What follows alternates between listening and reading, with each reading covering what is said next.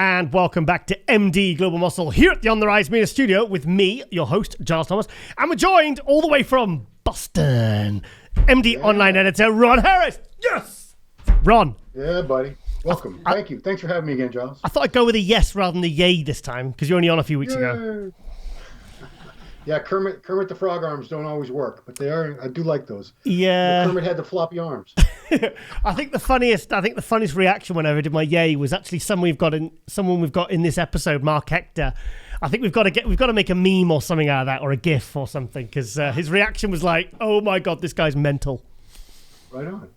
Cool. Yeah. So what's going on, dude? Mate, I just want to get you on because, like I said, there's not really much going on at the moment, and I just wondered if you had any insights as to what's going to be happening this year in the world of bodybuilding, mate.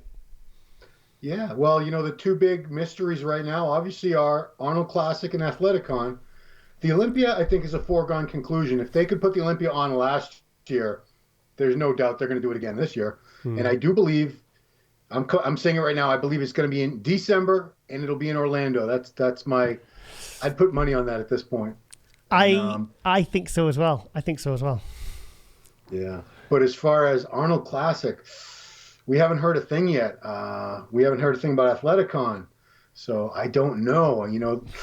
I hate to say there's a chance that one or both of those events might not be promoted in 2021, but in my heart of hearts, I do have that sneaking suspicion that we're not going to see both of those events this year. I hope to God we have the Arnold Classic, because that's a tradition, man. If we don't have the Arnold for a full year, mate, I can't miss the Arnold and the Olympia. I can't. I mean, I was heartbroken not joining you at the Olympia, mate. But if I have to miss the Arnold, it's just it's game over for me, mate. I tell you. So what's the travel situation like for United Kingdom? Are you guys allowed to leave the UK or no? It's completely shit. Oh, okay. Yeah, I mean, I to be honest, I don't even know. What is it? Are we allowed to travel? I can go to the supermarket. Ish. I don't know, mate. Honestly, I don't know. I know I can't go see my dad in Cyprus because I've not seen him for like 2 years. He's 84. I really want to go and see him. So, did you see that? Obviously, you saw the Kamal interview I did. He got COVID really bad, mate, and his wife. Yeah. A lot of people got COVID at the Olympia. Let me knock on wood. I think I might be immune to COVID, and I hate to say that because that could come back to haunt me. Somebody could replay that clip later if I get it badly and so on. But man, I've been exposed to several people now that were contagious. Shit. And I didn't know it at the time. Face-to-face interactions, and I didn't get it. Most recently, Milos at the Olympia. Yeah. Milos came down with really bad COVID. He talked about it on Global. And, I was right there. We're blowing air in each other's faces. We had to yell to be heard above the din and everything. And yeah, So who's that? That's Kamal, Milos. Who else has had it? I heard Dexter got it. Dexter. I think a lot of people. I want a bunch of people. Yeah, I heard one of the tan girls had it, and that might have passed it on to a lot of the athletes too. What are you going to do? I'm sure they had the masks on, but as we know, the masks aren't 100% effective. Yeah, well, we're going with anal swabs in the UK now. So I had a lovely conversation with Antoine Valente about that. He called it an anal probe. I said, no, it's not an anal probe. He sent me a message after we interviewed him, and he said, good luck with your anal probes, Giles. So, well, a swab should just be a quick jab, right? Well, yeah. I mean, a swab is different to a probe, I'm guessing. Yeah. Carly's very embarrassed now. Shouldn't be 20 minutes of ass play with a giant Q-tip. Yeah, okay. Well, yeah, apparently it's more effective of detecting COVID, I think, or something. So I don't know. I'll just go with a no swab, thanks. That'll do me. That'll do me. Do you know, going back to, this is what I think is going to happen with the shows. I think we're going to have the Arnold in September. I think that'll be in Columbus again, because I think it has to be. There's nowhere else they can put it. No. I think Athleticon will happen in October. Oh.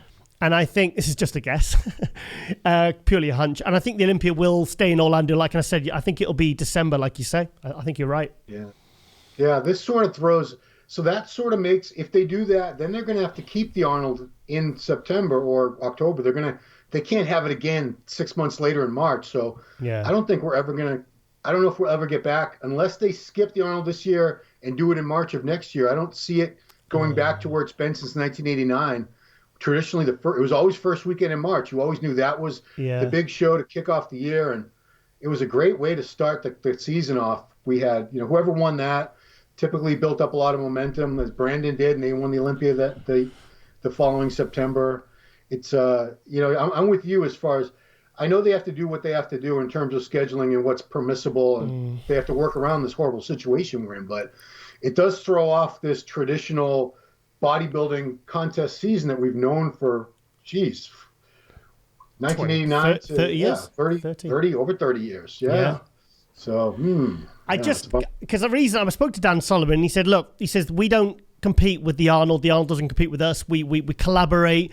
But thing is, that was when they were both 6 months apart. Now both shows are going to, I don't like I know we've got to kind of take what we can get really, but I don't like the idea of someone doing the same prep for the Arnold then going straight into the Olympia. It's just, but if it's that or nothing, it being cancelled, then, so be it. And obviously bodybuilders can change their look and conditioning. You get different athletes. It's not going to be the same lineups, So I don't know. I don't know how I feel about it. I just hope this isn't the end of the Arnold. I hope this is just a blip, I was thinking about that because I always thought that the guys who did both the Arnold and the Olympia were sort of at a disadvantage because they had to go through two full preps that were so far apart.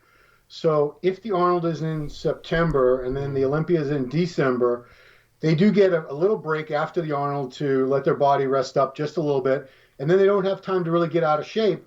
So they should be able to sort of cruise into the Olympia, whereas before they did that whole prep for the Arnold.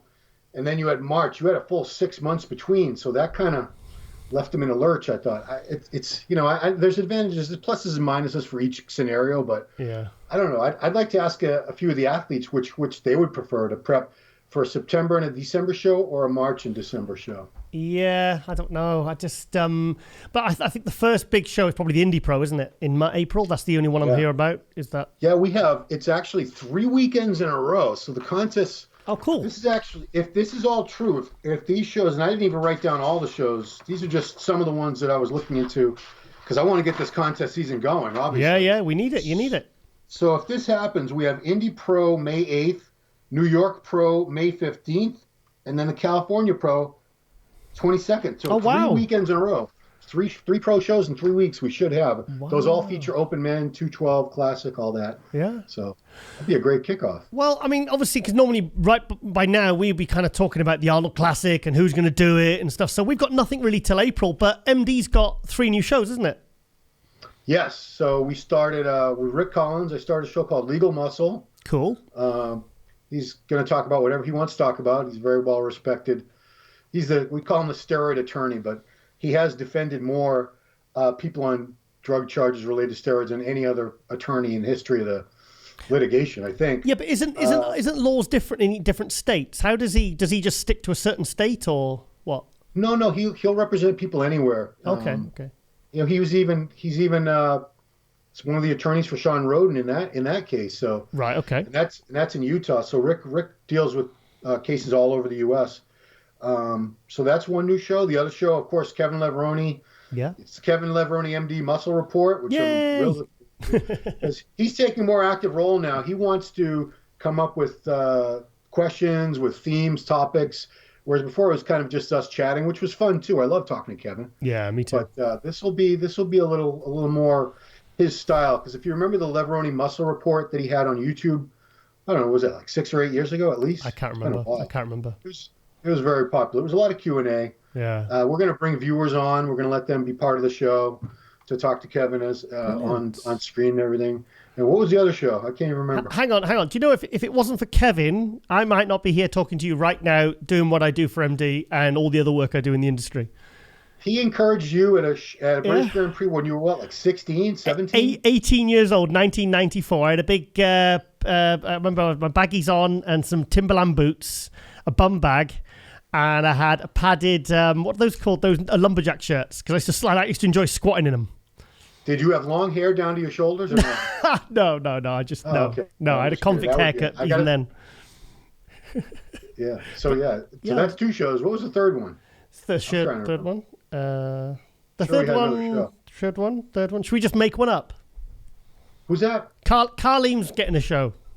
Oh, good. It's called Carleem's Memes. No, I mean, we're talking to some people. I don't want to say anything. We are talking to a couple other people about starting shows. Good. But good. Those are the only ones I think. This is going to air on Wednesday. Yep. But on Monday, so this happened. If you're watching, guys, this was 2 days ago. If you haven't seen it, go back. Yeah. I did a great interview with Lee Haney where we didn't talk about bodybuilding once. Oh, wow. Do you know what? I actually know about that because I saw it in the YouTube studio because I have access to the uploads. So I saw that and I knew it had been scheduled. I saw that. So I did have prior knowledge. Yeah, he had a lot to say. It's more. It was actually more of a spiritual. Oh, wow. Kind of discussion. He's great. I could listen to Lee, for hours. He's just fascinating, positive guy. I call him a ray of light. Do you know? I always feel good talking to him. Yeah. Do you know what? He's the one guy I've never been able to get. He's the what? Him, Tom Platz. There's some that I managed to get Frank Zane, but he's the one I have reached out to a few times and he's never responded. But he's the one. He's one person. I'm trying to think of anybody else that I would really love to get on and really interview and really speak to because. Like I started following the sport in 1990 when he won, the drug tested one in Chicago, and the 1991 Olympia when Dorian came second. These are really this was when I really started getting passionate about the sport. So he's someone I know, and I always speak to him. I always say hello to him. I've sat in front of him at the Olympia one year, and he's someone I'd love to get on. I would really it'd be a big. When I hang up, I'm gonna give you the contact. You drop my name, he'll do it. Okay, no, seriously, it'd be an honor to interview him really because I'd really love to speak to him. But also, very good issue of MD this month, mate. Oh, thank you. Yeah, you had Vlad the Impaler in there, right? No, it's not in there. I was going to ask you about that. After that. All right, okay. Spoiler alert. Yeah. Which one did you just get? You just got the one with Ronnie on the cover. Phil. No, Phil on the cover. Oh, did I just give away the Ronnie? Yeah, just. Who do you guys think we're going to put on the cover? Come on. No, actually, Steve Blackman messaged somebody on Instagram, so he's giving it away, so we know who's on the front cover. Because someone said, geez, when Phil got the cover, someone said, wow, they're screwing Ramy hard. That was on the MD Instagram. And then Steve went underneath and he says, no, Ramy's getting the issue after, so calm down, guys, Yeah, calm yourself. That issue went off to print before the Olympia even happened, so, that's...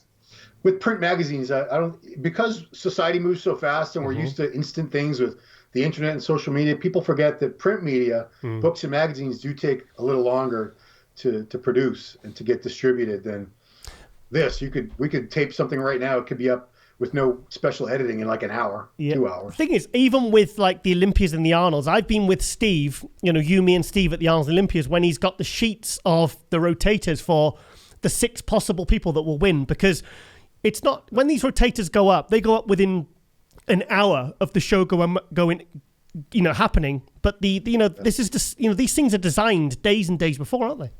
Yeah, and the worst thing is sometimes somebody wins who we didn't see coming. Come on. We didn't have a rotator made. Come on. And poor Alan Dietrich at, what time is 11 o'clock at night or could be later if the show's in Europe, has to hurry up and make that rotator that so-and-so wins because it does happen. That's the beauty of the sport is you never know. Somebody can come out of nowhere. Somebody can look so incredible that never were worried about. Like Ronnie did in 98. Yeah. Well, Kamal in 2018 Arnold. I bet you didn't have a rotator for him, did you? Nobody saw Ronnie coming to win the Olympia that year. No. Yeah. If you want to make a rotator for Kamal, I'd like, nope. I would have said, nope, don't bother. Yeah. Don't bother. Never heard of him. Steve said, is he even a pro? And I went, Steve, he wouldn't be here if he wasn't a pro. I said, this is to meet the athletes. So, yeah. Speaking of Steve, again, I have to go back in time. We're doing a show tomorrow with Dr. Touliatos. Yes. Dr. George, who you're having on. Yep. And I've been unable to get Steve Blackman for an interview. I've tried to get an interview with Steve for years and years. Have you tried to? I'm sure he said yes. I forgot now, but I think I just gave up in the end. I think I just gave up. I think he didn't. Yeah. He wasn't very enthused. I could tell he wasn't enthused because anytime I try to set up a time, I never. Anyway, Dr. George got him. We're going to talk tomorrow for Dr. George's 100th episode of Ask Dr. Testosterone. Nice. So Steve Blackman, guys, I don't think I've never seen an interview with him anywhere. Now that I think, I'm sure he's been interviewed before, but like a video interview like this, I don't think has ever happened. So do you know what? It's always one of the things I do actually look forward to when I come over to the Arnold's Olympias is to get to spend some time with with Steve, you know, because I've not, you know, because obviously I've worked in the supplement industry. I've been working in the bodybuilding media. I love bodybuilding. It's my life. It's everything I've been immersed in for 25 years. So, you know, I can talk with Steve till like 2 a.m. drinking red wine, talking about, you know, all the things that, you know, because the era he goes back to is when I kind of started, like 1990. That's when Steve really started making waves in the industry. And, you know, he bought MD. And what year did he buy MD? Was it 89? I want to say it was 90 because 90, yeah. Shortly after that, he signed, maybe it was even 91. Because he signed Lee Haney to a Twin Lab contract. That's right. He still owned Twin Lab. I'm not even. I'm not sure that he bought MD until after. So he must have bought MD after he sold Twin Lab. Him and his brothers. Well, when I was 15 years old, me and my training partner went backpacking around the east coast of America and Canada, and I remember when like MD was like 400 pages thick. I remember because I always wanted the American MDs. Like I bought about 5 or 6 of these big, chunky, and I carried them around in my backpack for a month. Your legs must have gotten huge. No, I came back about 150 pounds wet through. I think at 6 foot, I was nothing left of me after that. Yeah. So there's not much really to talk about really in terms of shows. I think everything's kind of up in the air. Everyone's kind of just going to ground with their off-season training. Antoine Vallance up to 300 pounds. You know, everyone's. Do you think Phil's going to compete again? I've not spoken to him recently. My gut tells me no. No, why? If he had taken second and it was close where people thought maybe he was going to win, but Ramy, and they gave it to Ramy, then I could see him coming back because he was close. The fact that he's injury-free and he had the second hernia surgery, and he still didn't look like the Phil I remembered. Don't get me wrong, third place, obviously he looked. It wasn't like a gift, like he should have been 8th or 9th place, but they gave him 3rd. It wasn't one of those scenarios at all. Yeah, he looked excellent. I thought the night show he looked fantastic, but I didn't normally on even if he looks good at the judging, he looked sensational at the night show. He looked a little bit better, but I didn't see the disparity. I didn't see the huge leap. He looked really good, but not like normally you just see him Saturday night and it'd just blow your mind, you know? Yeah, I mean, I saw. He just seemed a touch downsized. I saw it mostly in the chest and the back, where it just didn't have the fullness and the pop that it usually does. And I don't know if he can get that back because, you know, Phil at his best was just dominant. 2010 when he should have won, he should have beat Jay that year, I think. 2011, his first win, he was incredible. That was just wow. And I never went. Do you know what? I went to the 2001, 2002 Olympia. I didn't go to the 2003 because everyone was dropping out, and that was an Olympia I wish I'd gone to. I went to the 2010 Olympia, and like you, I think Phil should have won that one. I had Jay 4th, but I sort of Olympia I wish I'd gone to that 2011 just so I could have seen that kind of, you know, that the best ever version of Phil, arguably. Yeah. Yeah, you're much closer to Phil than I am. I mean, what do you think? You think he's coming back? I messaged him the day after the Olympia, and I think I sent him a message over Christmas, and then he sent me a voice note back, and he just sounded, he sounded a bit down, I think, you know. But I mean, that was like 4 weeks ago now, so I don't know. I've not bothered him since. Yeah. So I just thought I'd give him a bit of time, you know, let him kind of, you know, because I imagine he was. I think I don't know. To me, I think he looked fantastic. I'd like to see him compete again. I would. Of course, you know, selfishly, I'd love to see that guy compete until he was 1,000 years old because he's one of the best. I always want to see all the best people. I want to see Sean Roden up there. I want to see Phil Heath. I want to see Kai Green. Yeah. Big Ramy. I want all the best guys up there because that's what the Olympia is supposed to be. Take all the best, you know, the top 15, 20 best bodybuilders in the world. Let them battle it out, and, you know, only one stands at the end. So, but, you know, in the last interview we did, it's been a while, but he did talk so much about opportunities he's going to have in Hollywood. He's got great management now. Yeah, Danny Garcia. And he's launching his own supplement company again. It's a lot. I mean, and to do the Olympia, he has to basically put all of that on hold for like 16 weeks. Yeah. You know, that's a third of a year to take away from all these other business opportunities and things like that. I don't know if it even makes sense. For what? Yeah, I don't know. I don't think he's got anything left to prove. He's got 7 Sandows. Also, in the MD issue this month, I read your Aaron Singerman Redcon Kai Green article. Yeah. And it was interesting, actually. There were some interesting things in there about why he didn't compete the 2015 Olympia. There was a few details I didn't know about that were in that article. Yeah. Very interesting. It definitely showed another side of that story, which I hold my hands up to. I wasn't aware of, even, I'm an insider, And also the other thing was the fact that because of what happened in that situation, he didn't want to compete because of AMI. And Aaron said, now that, AMI are no longer part of that, of the Olympia, and Jake Wood, then there's an opportunity that Kai could come back.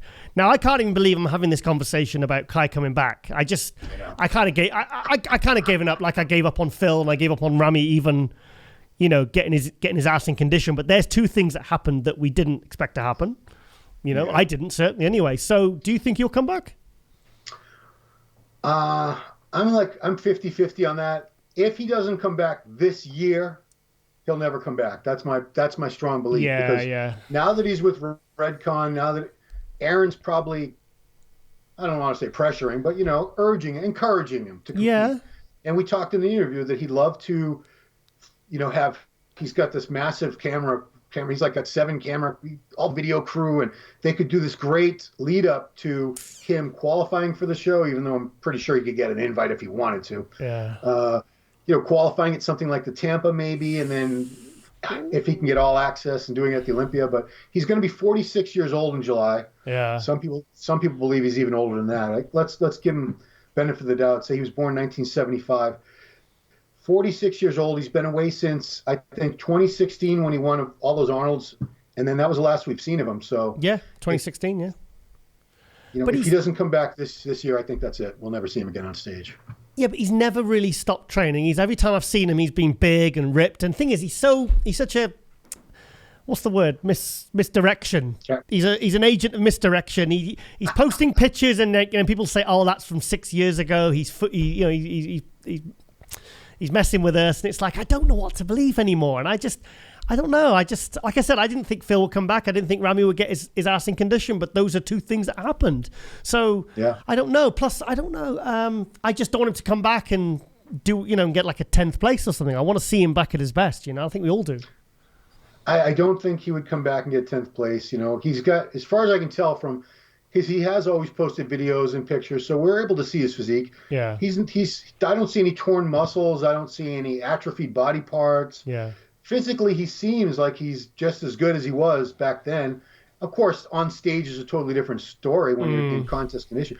I'd love to see what he looks like now, but my gut tells me he's probably very close to the Kai we remember taking second to Phil 3 years in a row, the Kai that won all those Arnold Classics and New York Pros and all that. Yeah. So and it's a shame. And Dan Solomon's going to be on his case because he got Oksana to come back. I think he was part of the encouragement team that got Phil to come back, because at the end of the day, Dan's in, he wants the best people. He wants the people that are going to draw the crowds, they're going to draw the people on the pay-per-views and, bring the revenue in and get the fan favorites, So imagine, I would love to see Sean Roden back this year. I really do. I don't know anything about the situation that's gone on. I don't think anyone does. I think it's all gone a bit quiet. I would love to see him come back. Ramy, Hadi, Brandon. I'd love to see Phil back up there. I'd love to see Kai up there. I just, because we all want to see the best of the best, don't we, at the Olympia?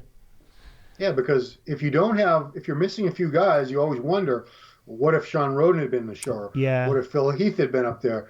Because even when you win the Olympia and a couple of those guys are missing, it's not like the win is tainted or anything, but people say, yeah, but you're lucky Phil wasn't in the show. You're lucky Brandon wasn't in the show. Yeah. You're lucky Hadi wasn't in the show. He would have beat you. So you want to be able to, I'm sure the Olympia champion wants to say, I beat everybody. I beat all the best. I beat the best, and now that means I am the best. Yeah. Well, I totally agree, mate. Right, okay then. Well, I've got Dr. George on now in 10, 15 minutes. So thank you for coming on. I just wanted to get you on just so we can have a talk about what's generally going on, because I think there's a lot of people, everything's gone a bit quiet and nobody's really saying much at the moment. And I just wanted to see what your thoughts were on a few subjects, I appreciate you having me, Giles. So yeah, Ron Harris, MD online editor. So I got my there's a clue to someone who's in the episode this week. Oh wow, good job. Good job. Yeah. So it's that. How many of those do you have? That I've got the full. Well, I got the full set, and they sent them from Australia. Iron Idols and Iron. Is it Idols or Dolls? Iron Dolls. You showed them to a lot of people, so I wonder now, how many does this guy have? Yeah, no, I've got the full set, the first set, but I haven't got guys. I haven't got Flex Wheeler. I do not have Ronnie Coleman. I don't have Sean Ray. I don't have Lee Priest. But yeah, I'd love the Ronnie Coleman one. That'd be cool. So I've got the Brandon Curry Bumstead. I got the Luke Sando one, of course. Rowley and Dorian in my kitchen. Wow. So yeah. Perfect. So cool. Right then. Cool. All right then, mate. Right, I better go because Dr. George is coming on. I want to celebrate his 100th episode because he obviously does a lot of fantastic work for MD. So I want to acknowledge that. And yeah, I'll speak to you very soon, mate. All right. Thanks, guys. Thanks for having me. All right then, Ron. Take care, mate. And welcome back to MD Global Muscle here at the On the Rise Media Studio with me, your host, Giles Thomas. And we are joined all the way from, I think it's Birmingham, Marc Hector. Yay! I'm actually in Leicester, not Birmingham, but it's close. Birmingham. Well, for the American, they think we're all in. They think Wales is in. They think. Do you know somebody once said to me? An American girl said, "Is Wales in London?" Say no more. Oh, God, I'm from Birmingham then. Okay. No, so you're from Leicester. I didn't realise. Yeah, Leicester. Oh, just okay then. Right, okay. Now, the last time we got you on, it was when you were actually in Alicante. You just placed 7th at the Alicante in your pro debut. And then it's kind of been like a bit of a snowball ever since because you took 4th at the British Grand Prix and you looked even better than 3rd. Sorry, third. Sorry. Yeah, you took 3rd place at the British Grand Prix, and you looked, like I said, you looked even better there. And it's kind of there's kind of been a lot of talk about you since then, mate. So what's it been like since then? What's the changes been for you in terms of how you see where you are in the industry right now? I think after the Spain show, if we're looking at like a social media point of view, my followers, messages, everything just really shot up. I think when I flew out to Spain, for example, I think my followers were on about 21k. Oh, wow. Now on about 47, something like that. So good. It's been quite a bit of a whirlwind, like you said, snowball effect from doing the shows, different interviews. And it's been really nice, actually. It's been really nice to see.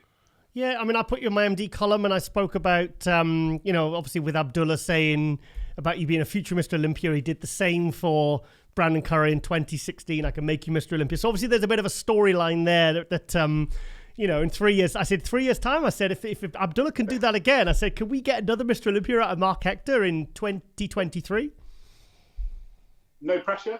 Yeah, no pressure, mate. No pressure. So I think the first thing is what I really want to do. I just want to get that qualification first of all and actually get to a Mr. Olympia and just get a taste of the feel for what it's like to be on that Olympia stage. So, I mean, obviously we know we're all kind of, well, the UK's in a lockdown at the moment, and we're all kind of struck. So how are you managing to train? Have you got access to a gym, or have you got a home gym, or what's going on? Not a home gym, but I'm still doing what I need to do to be able to progress, just like last year. So it's business as normal for me. Good. Yeah. So what are you weighing now at the moment then? To be honest, I don't really focus too much on the weight, but I think I'm somewhere around the sort of like the 120-ish mark, just over. And that's fairly good for where I'm at the moment. In terms of like the Spain show, I only weighed in at around 107. Yeah. And then the British Grand Prix was 109. So the weight is rising.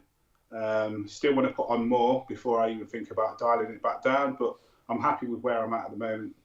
The thing is with you though, it's not your muscle size. It's the structure. It's the wide shoulders, the small waist, the tie-ins in your shoulders and your arms and everything. That's like, so if you said you were 15 pounds heavier, that doesn't necessarily mean you're going to be so much better, because it's the quality and like I said, the structure that really sets you apart from everybody else, mate. Thank you, I appreciate that. And I think that's something me and Abdullah spoke about before. If we are going to be going up in weight, which we do want to increase the weight, I really want to focus on keeping the small waist, the V-taper, and just working on the areas what needs to be improved. So I'm not really chasing numbers. I'm just looking at improving the overall physique, but keeping my waist nice and small as well. Yeah. So, I mean, we spoke, like I said, the last time we spoke was what you were actually in Alicante. It was a cafe, wasn't it? Yeah, that's right. Yeah, cafe. So, I mean, the British Grand Prix, did you feel like you took another step forward there and in the British Grand Prix? Massively. Because I think when we spoke in Spain, I was even thinking about not even doing the British Grand Prix. You was like, why are you not going to do it? Yeah. And I think it was sort of like the emotions from doing a pro debut. You always want to go and place high, but on reflection, like placing 7th in a stacked show for a pro debut, that's not an easy feat in itself. And I felt I had more to give and more to prove. So I'm really glad that I went and done the British Grand Prix, and I was really happy with actually making that top 3, because going into that show, I set a goal of, I want to get a medal. Yeah, I just want to get a medal this year. So I was happy. So why were you apprehensive about doing the British Grand Prix? Because, I mean, like I said, you and Jamie, initially both of you said right after the Spain show, I'm not doing the British Grand Prix. I don't want to do it. There's no reason for me to do it. So what were you apprehensive about?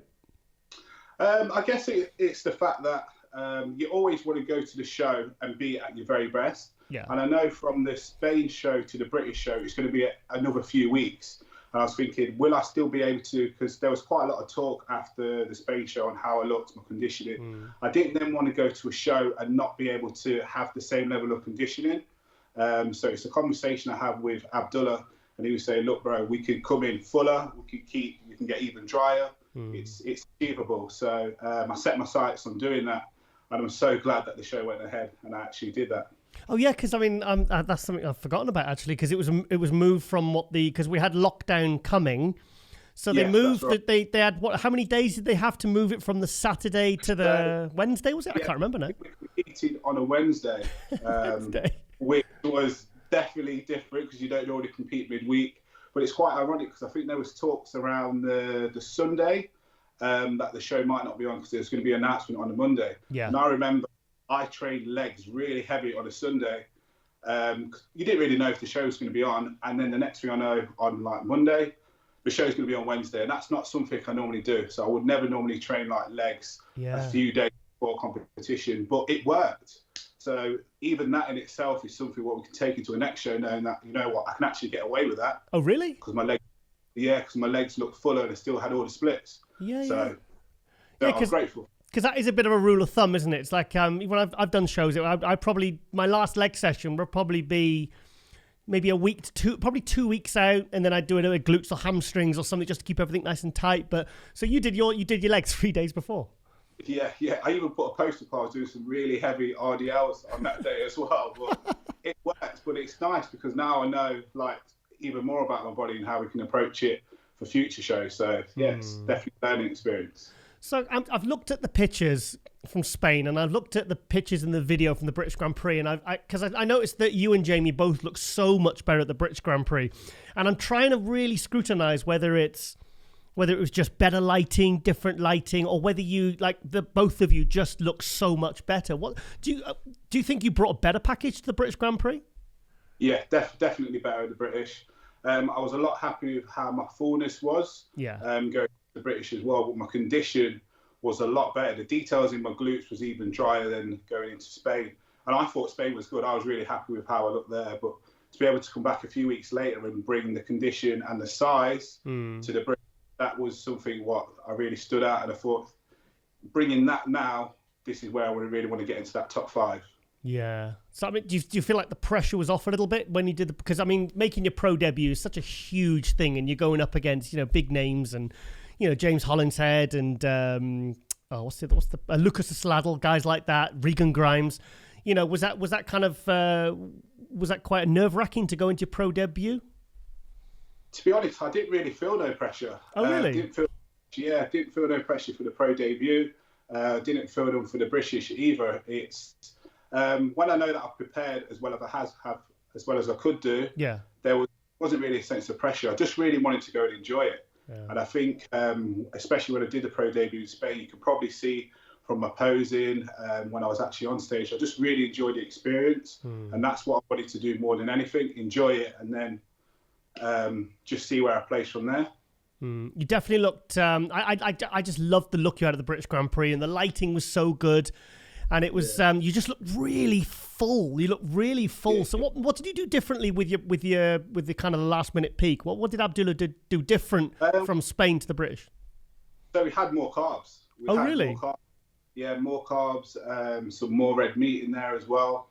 And it was almost like from doing the Spain show, it's almost like just cruising into the next show, but he's able to eat me up into the show. Okay. I remember going to sleep the Tuesday, because the show was on the Wednesday, and Abdullah said, when you wake up, I think your weight's going to be 109. And as your normal thing is when you go to the bathroom during the night. Yeah. And I checked on the scales, and my weight said like 109.2, and I sort of laughed to myself and went back to sleep. It was like, he knows exactly what he's talking about, and I just thought, I can't wait to wake up and get the show on the way. Wow. So, I mean, thing is, did he have to change when did you make the decision? When did you know that the show was going to be moved? Because I'm thinking you got to make arrangements and the sort of the peaking, got to really change things around quickly. Did that give you enough time, do you think? Yeah, so we found out on the Monday that the government was going to go into lockdown on the Thursday. That's right. So that's I remember right.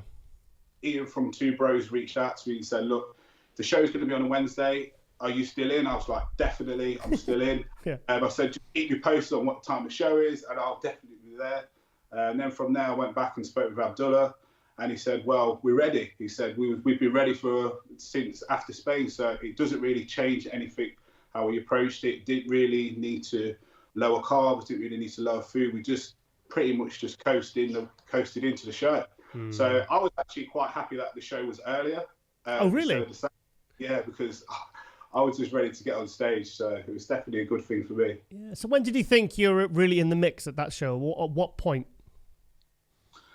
First call out. So I really wanted to get the first call outs, and when that happened, I thought, right, so my intention going into it was I want to get the first call outs, want to get top 5, and I want to battle for the top 3.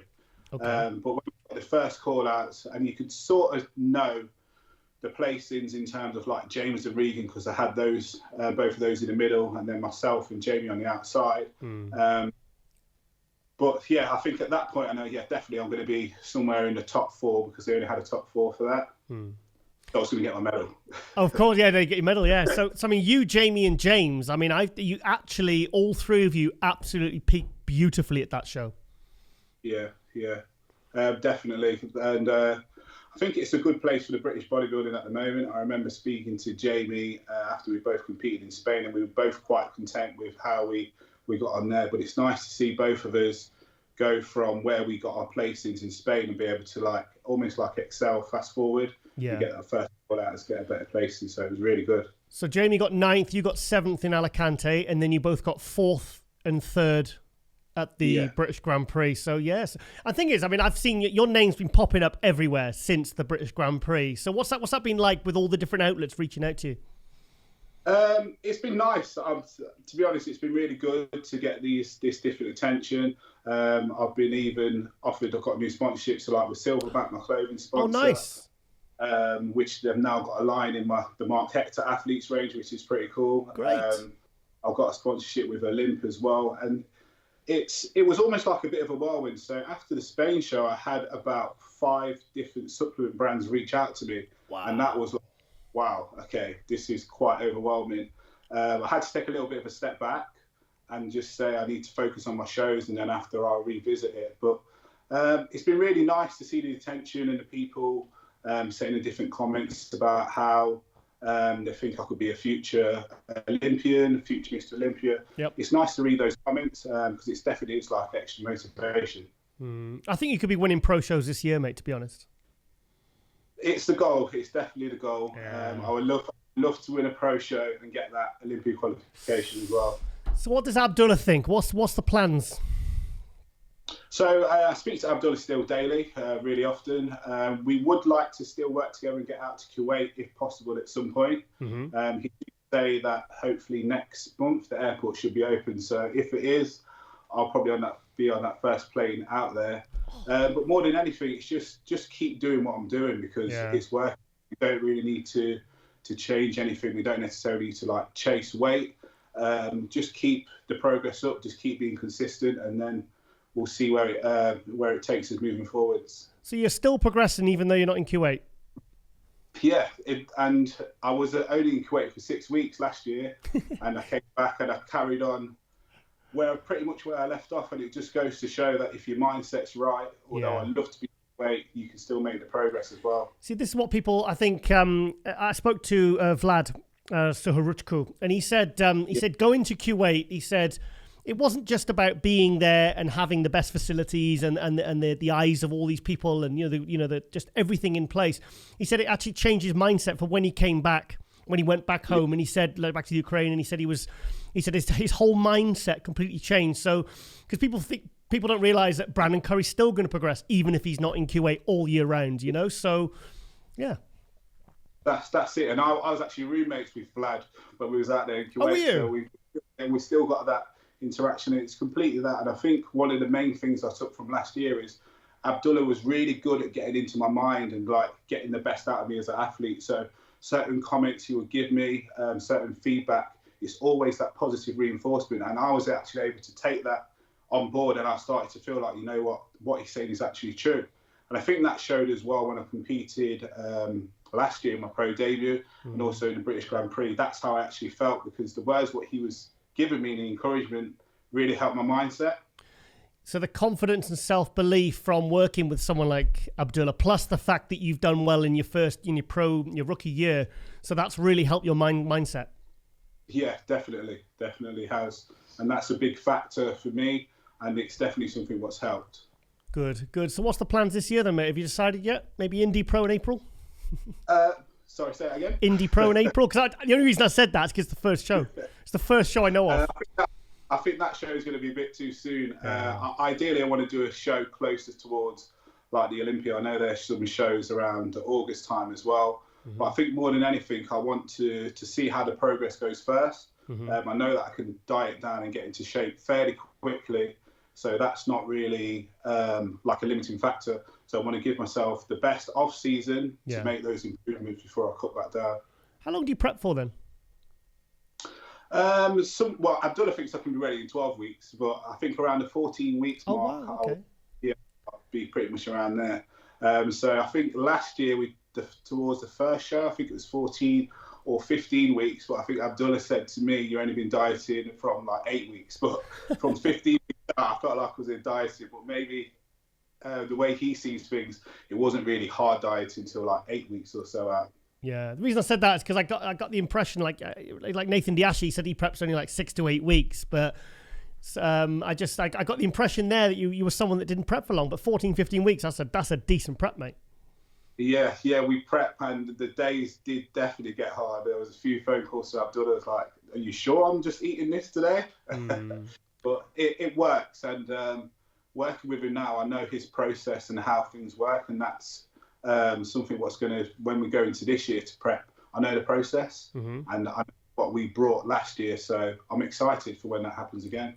So obviously Abdullah's probably looked at your physique and said, right, Mark, we need this, this, this, and this. What are the main factors you're going to focus on to improve your physique? Well, I need overall size, because that's the feedback what I got from the British Grand Prix. The judges said they was really impressed with my physique. They can go far in the sport, but I need overall size.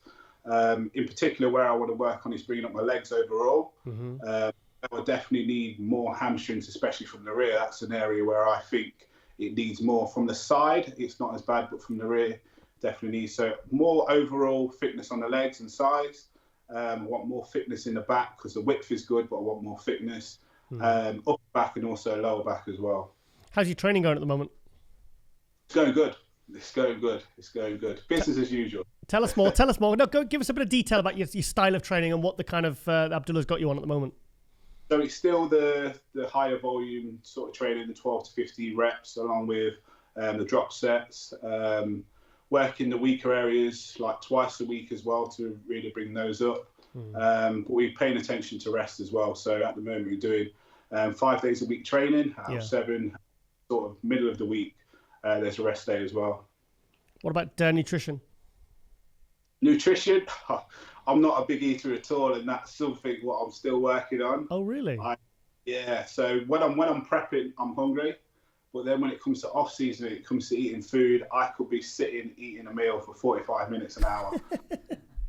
And then Gary's looking at me like, "How are you still eating?" Yeah. So eating is not the best thing for me, but it's all a part of the process. Yeah. And it's just something I've got to do.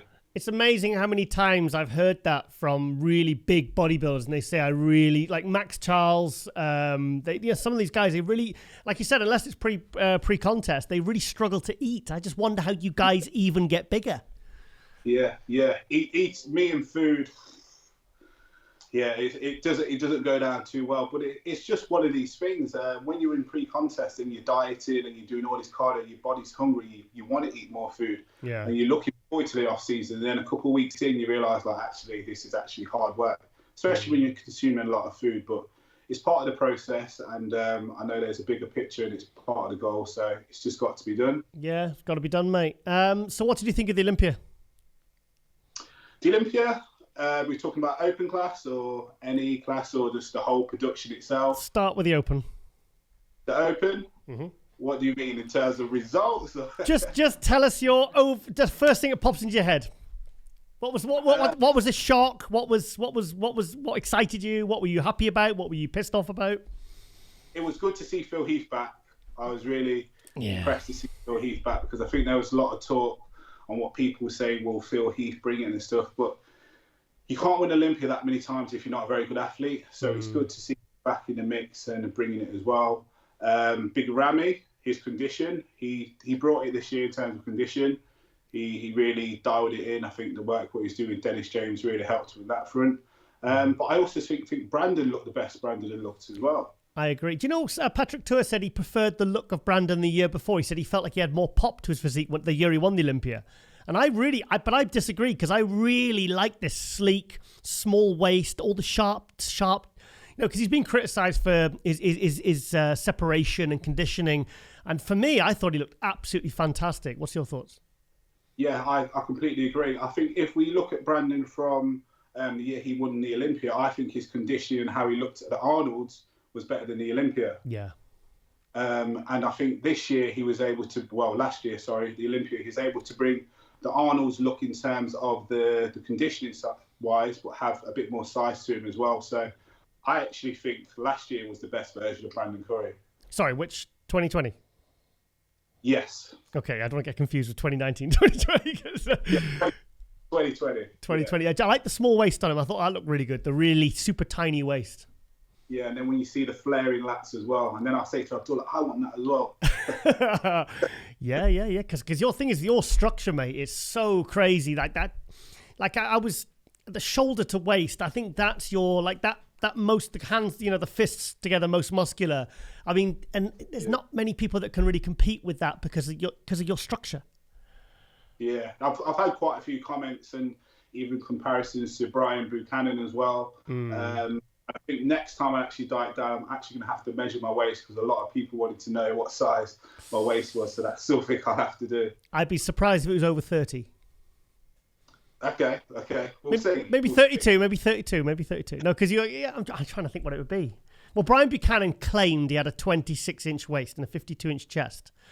But wow. he was just a freak of nature. He looked like Mr. Photoshop, but yours looks, well, the main thing is your stomach's nice and flat and it's tight. It looks good, so there's right. It's an illusion. It's illusion, mate. So that's it. Yeah. So I was Ramy, did you see that one coming? I can't say I did. I think with Ramy, it's always been a thing. People were saying, will he nail it? Will he bring that level of conditioning? And he did that this year. Well, last year. To be perfectly honest, I kind of given up on him being able to get in condition, and I honestly thought Phil wasn't coming back. Really? Yeah. Okay. Yeah. I thought with Phil not putting too much out there, that was him being undercover, which I don't think is necessarily a bad thing, but it kept people guessing. So you waiting for him to step out on stage to see what he looked like. Were you surprised that Brandon beat Phil? Not really, no. Why? I think when you're Mr. Olympia and you've had a couple years off, even being a Mr. Olympia, you had a couple of years off from competing, you've got to come back. It's almost like, will you come back to the same level? And you've got to remember, Phil had an injury. Yeah. So how is that going to repair? How's that going to look as well? But I think for what he did bring to the stage was very good. So what about the other categories? What did you think? Who shocked you?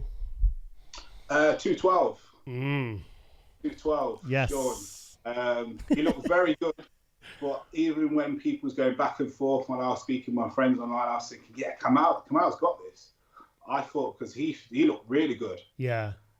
But I didn't see Sean coming at all. But this is bodybuilding, and things happen like this. Well, I think Kamal won the prejudging, but he lost the night show to Sean. Yeah. So 1 point. That's interesting when they battle again. Yeah, but the thing is, I mean, he managed to put on, he said about 5-6 pound heavier, Kamal, because I think he was 207 when he won it, and I think he came back and he was pretty much just 211.9 or whatever. So I mean, age 49, that guy is still managing to improve his physique. It's incredible, isn't it? It's incredible. Yeah, he's done really well.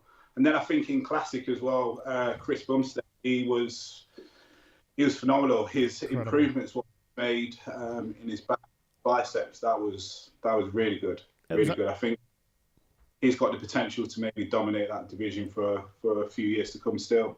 Can you imagine being 25 years old and having 2 Olympia titles? 25. He's turned pro at 21. Yeah, that is some going. He's done very well. He said, and I think even with Rough Diesel coming second. Yeah. I'm a great admirer of his physique. I like the way he poses as well. I didn't see that one because I think, like many, we thought he was going to be out of Chris and Brian. And then he snuck in and got second place. It just shows how anything can happen at a show. Yeah, no, for me it was exciting. I mean, the reason I'm still talking about the Olympia is because there's normally by now we'd be getting excited about the Arnold Classic in March. You know, we'd be kind of the photos would be out, but there's nothing going on now till April. So we're really we've really sort of we've got to really string this Olympia thing out. You know, plus obviously the Olympia was 3 months late. So, but it was such a big Olympia. It was such an exciting show. Yeah. And I think for those people who really wanted to be there as well, they had to go through a lot of different channels and avenues to actually get there to compete. It wasn't as straightforward as you're just going to get one flight and you're there. Yeah. There's a lot more consideration. So I think those who went there actually made history and they did well. Yeah. Well, I think the holy shit moment for me was when you hit your readable bicep. At which show? Well, either of them, because I watched the live stream for both shows. And when you hit that shot, it was just like, do you know what your delts reminded me of Dexter Jackson in his prime? Okay. The way the muscle just kind of jumps off the bone, it was like a real, wow, like your most muscular, I think your side tricep as well, because you've got some really crazy detail going on your shoulders. And you know what I was really happy about? Because so many guys are sticking shit in their shoulders. It's nice to see stripy shoulders. Yeah. I think even when I started competing as an amateur, the place what always got in condition first, it was my shoulders and my chest. Okay. So like in the off season, you can still see the details in my shoulder, even when I'm putting on weight. So I know when I diet down, it's good to see. You can almost see like the different muscle fibers within the tricep, shoulders, the chest, and I quite like that. Yeah, no, I was just guys go and have a look at a readable bicep of Dexter Jackson and go compare for Mark at the last couple of shows he did, because I'm telling you, there's a real. It's hard to explain. I just saw the similarities, you know, and I was really impressed because, you know, if you've got like 2 or 3 really really strong shots, that's always gonna steer you well, you know, as you rise through the ranks, you know. Yeah, speaking of that, I got quite a few messages from people asking, what do you do for rear delts? It's like you've got like a hook or something going on with your rear delts as well. I do pay a lot of attention to shoulders, but it's the overall body as well. And like Abdullah said, you always want that 3D look. Yeah. Working on. Yeah. No, I think the next couple of years, I think it'll be very interesting for you, mate. I think I think a lot of eyes are on you at the moment, and I think there's a lot of. Do you feel the weight of expectation now? Do you feel a bit more pressure than you did when you were you were unknown 6 months ago? Truthfully, no. I just keep my head down and just almost like work in silence. I'm almost like a mystery person. I kind of vanish, but that's not intentional, but that's just how I am. I know what needs to be done in terms of putting in the work, being consistent, and it's just to build on that. And I think the moment I try to start taking on too many comments, even though they're positive, that's where they build up, and that's not something I want to do. So I stay very grounded, and I know what I want to work on and what I want to improve, and just focus on me more than anything. I try not to look at what other people are doing. I just concentrate on what I need to do. Well, it worked for Dorian, it worked for Ronnie. Yeah. It did, didn't it? I honestly think that works better. So if there was no social media and I was just in the gym training, doing what I do, almost like a lockdown, it's great because I know what I need to do. And you get judged on stage, as good as it is putting up a picture and people can see you, it all comes down to what you look like on the day. Yeah. Good. Well, I mean, also, how have you managed during this third, fourth lockdown? How are you managing, mate? How are you getting on? I know you're managing to train, but how are you feeling? Because I mean, I think a lot of people are struggling at the moment in the UK. Yeah, I see that. I know quite a few people have moved out from the UK now as well, gone to other countries. I'm actually all right.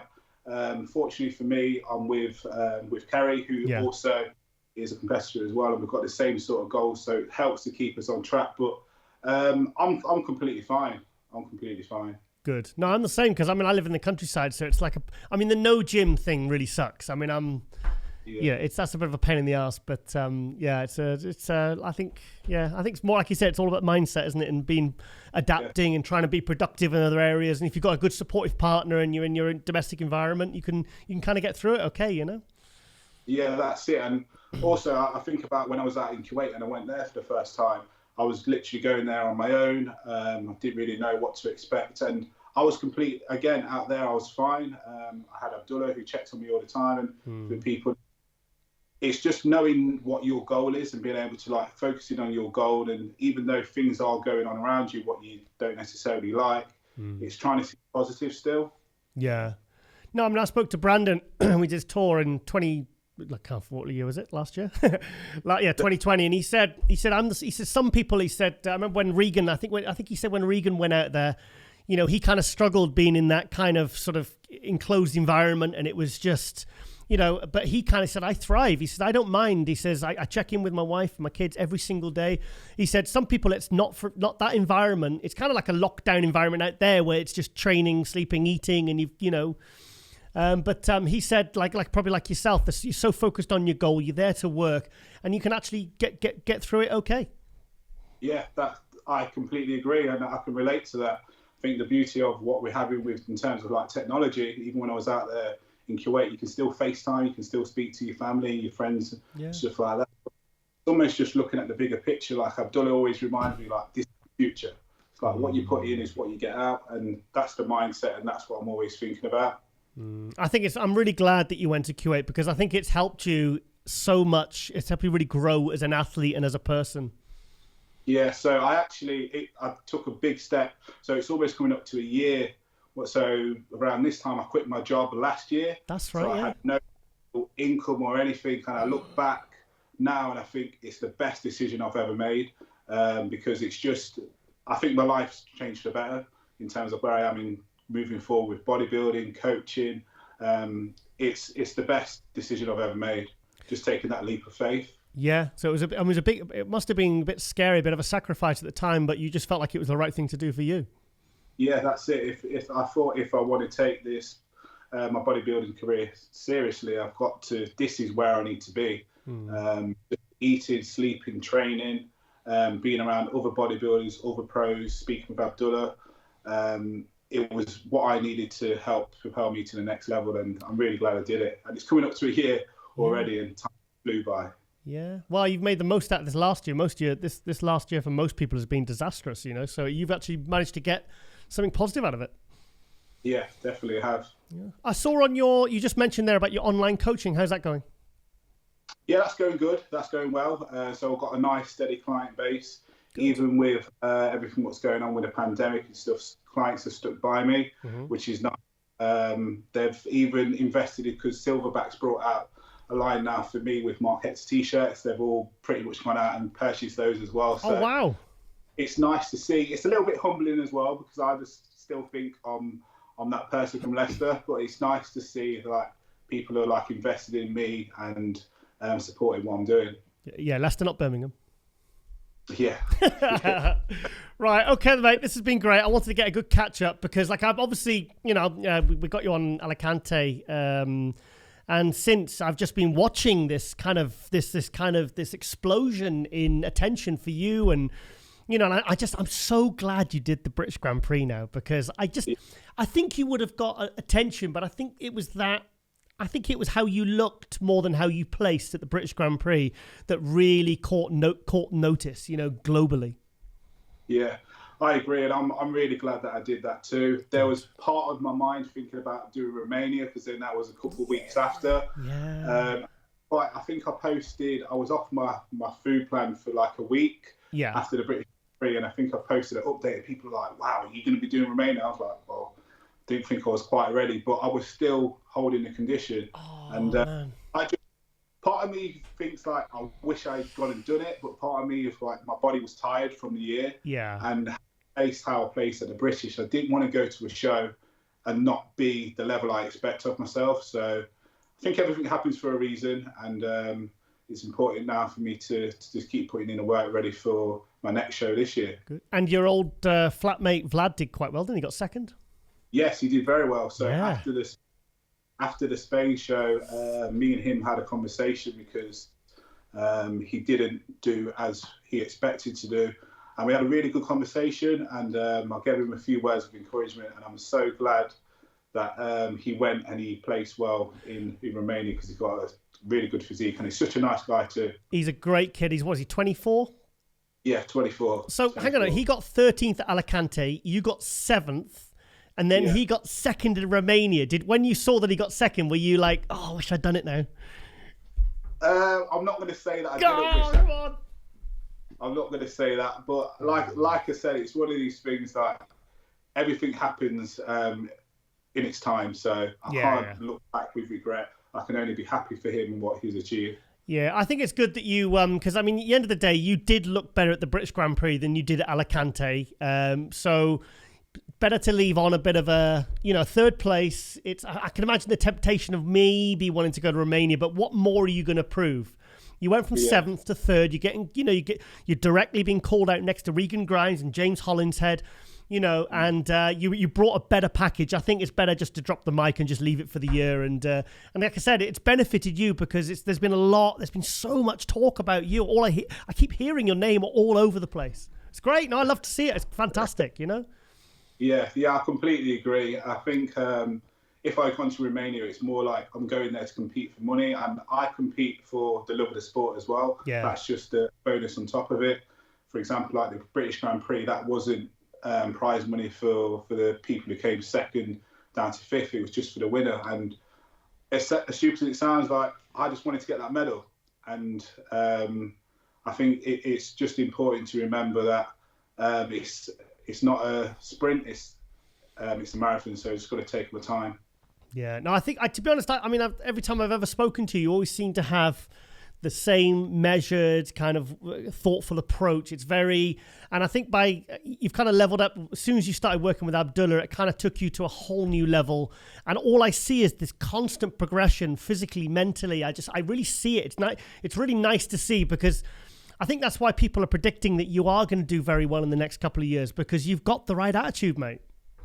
Yeah, I honestly, I can't thank Abdullah enough. I've been honoured enough to work with different coaches who have really helped me. But he's given me more than just the coaching approach. He's given me the mindset to it as well. Good. And it really helped me to look at my inner self and work even harder and dig deeper and just remember, like he would always say, remember the goal. Remember the goal, and that's really in my head. Yeah. So, are you and Kerry going to be doing both the same show, maybe in the year, or are you going? Quite possibly, but I can't tell you all that information yet. We're just going to see how plans moving forwards. Because you said it's actually easier when you're both prepping at the same time. Yeah, I know. Everyone seems to be so thrown off that we can actually get on prep. The only thing what was difficult was who's going to be driving to the gym today, because we're both tired. And like a 10-15 minute drive, but no, we feed off each other, and it's really good. It's really good. Even now in the off season, if it's coming up for the next meal, she's such a feeder. She'll be like, right, it's meal time. So and I'll be looking at the clock thinking I've got another 5 minutes. But no, it works. It works. And I think that's important as well, because it makes my life a lot easier having that good support network. Yeah, support, and you've got a good team around you. You've got Abdullah, you've got Kerry, you've got the good sponsors now.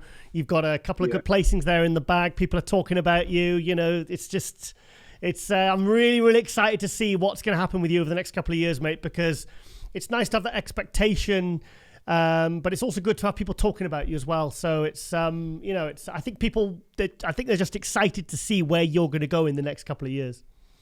Yeah, definitely agree with that. So, yeah, it's nice. And I really appreciate everyone who's reached out as well and dropped me DMs and sent comments and phone calls, because it's all motivation. And even like being on with speaking with you today, it's definitely more motivation. It's almost like I'm still remembered.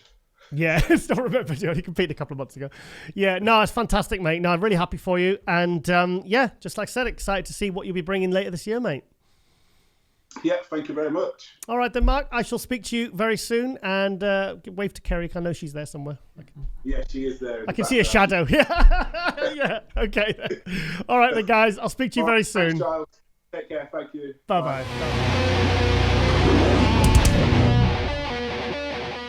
Okay, guys, bit of a MD special here. We've got Dr. George Touliatos from Athens in Greece joining us because, George, bit of a special one, mate. You're about to hit your 100th episode.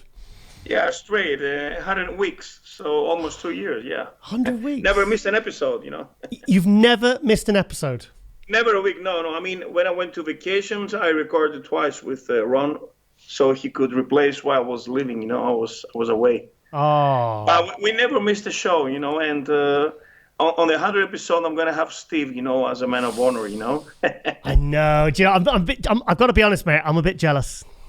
Yeah, I know, but, you know, Steve told me that, he promised me when we were at the Arnold that he'll do the show with me, you know.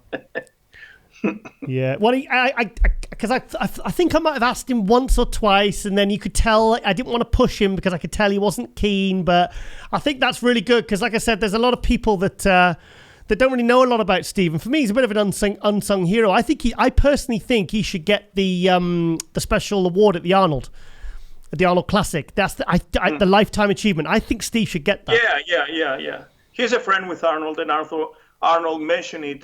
He's thankful to Steve Blackman for all this promotion. And, you know, Steve is a man that works. He wants to step aside and want to remain silent. He wants to work from the backstage. But we have to know that he's part of the history of the modern bodybuilding because in his covers he introduced so many champions. I know. And moreover, he's the last castle standing because everything collapsed through the online now, and he's the only magazine. And I'm the old school. I like to read. You know, I like to touch. I like to get the magazine. Yes. Yeah. I'll be honest, mate. I get. Because it makes quite a thud when it hits through my letterbox, and because obviously I write my column, my Global Muscle Buzz column, and I write separate features, and there's something because I've been writing for magazines for 26 years, and I'm sad for the day when that stops one day, maybe, possibly, I don't know. You know, it's like we both love writing for magazines, don't we? I don't think Steve will stop it because, you know, he's old school, he's old fashioned, you know, and he loves the typing thing, you know, the type thing. Yeah. And I also like a material thing instead of reading online, you know, like the new era, the kids, you know, and the new generation. So I framed all of my columns. All of them. All of them. Yeah, 24 so far. Okay. Wow. Filled up all the room, yeah. And yes, I know that you have 4 pages in your column, you know. Yeah. And this is 4,000 words. I mean, a lot of stuff that you write, you know. Yeah. It's not so easy, I mean, to write so much, you know. And you have to update it, and you have to be, you know, informed all the way and continuously. Yeah. So yes, I'm gonna have Steve and as a man of honor, and I'm grateful because Ron couldn't get him also. I know. It's like I'm glad. You know, one of us at least has got him because, Like, I really look forward when I go to the Arnold and the Olympias. I look forward to seeing Steve and spending some time with him with social. Like, we've had dinner all together, all of us at MD. Yeah, we had breakfast in Vegas. Yes. Yeah, but it's nice to be able to spend some time because like you're like me. You've been following the sport for like decades. I started following it 30 years ago. And it's like Steve's done a lot in the industry, so it's really nice to, it's good. I'm glad you got him, mate. I'm really glad. And also, you have to know that he was owner of the Twin Lab company, one of the greatest brands, in the 90s. Do you remember those big Gainer Fuels protein bars? They were massive. Yeah, like 500 calories. The wafers, the amino acid wafers. Yeah. And the liquid carnitine and all that. And my God, that was... the glass bottles. Yeah, they were so classy. Yeah. And the Gainer's Fuel and stuff like that. The taste of it was amazing, wasn't it? Wow. Yeah. Giles, what are your impressions on the Olympia? I was just about to ask you the same thing, mate. So I had Phil third in the first place. I had Ramy in the top 3, and I wanted to for. Hang on. You said, where did you have Phil? Say that again. I had him third because I knew. Okay. Yeah, third. Okay. Yeah. Okay. And I had Brandon first and Ramy second, but I guess. Ramy deserved the win, because as an overall, he was the best, He was at his best. It was about time for him to bring the definition, It was a matter of time for him to drop below 300.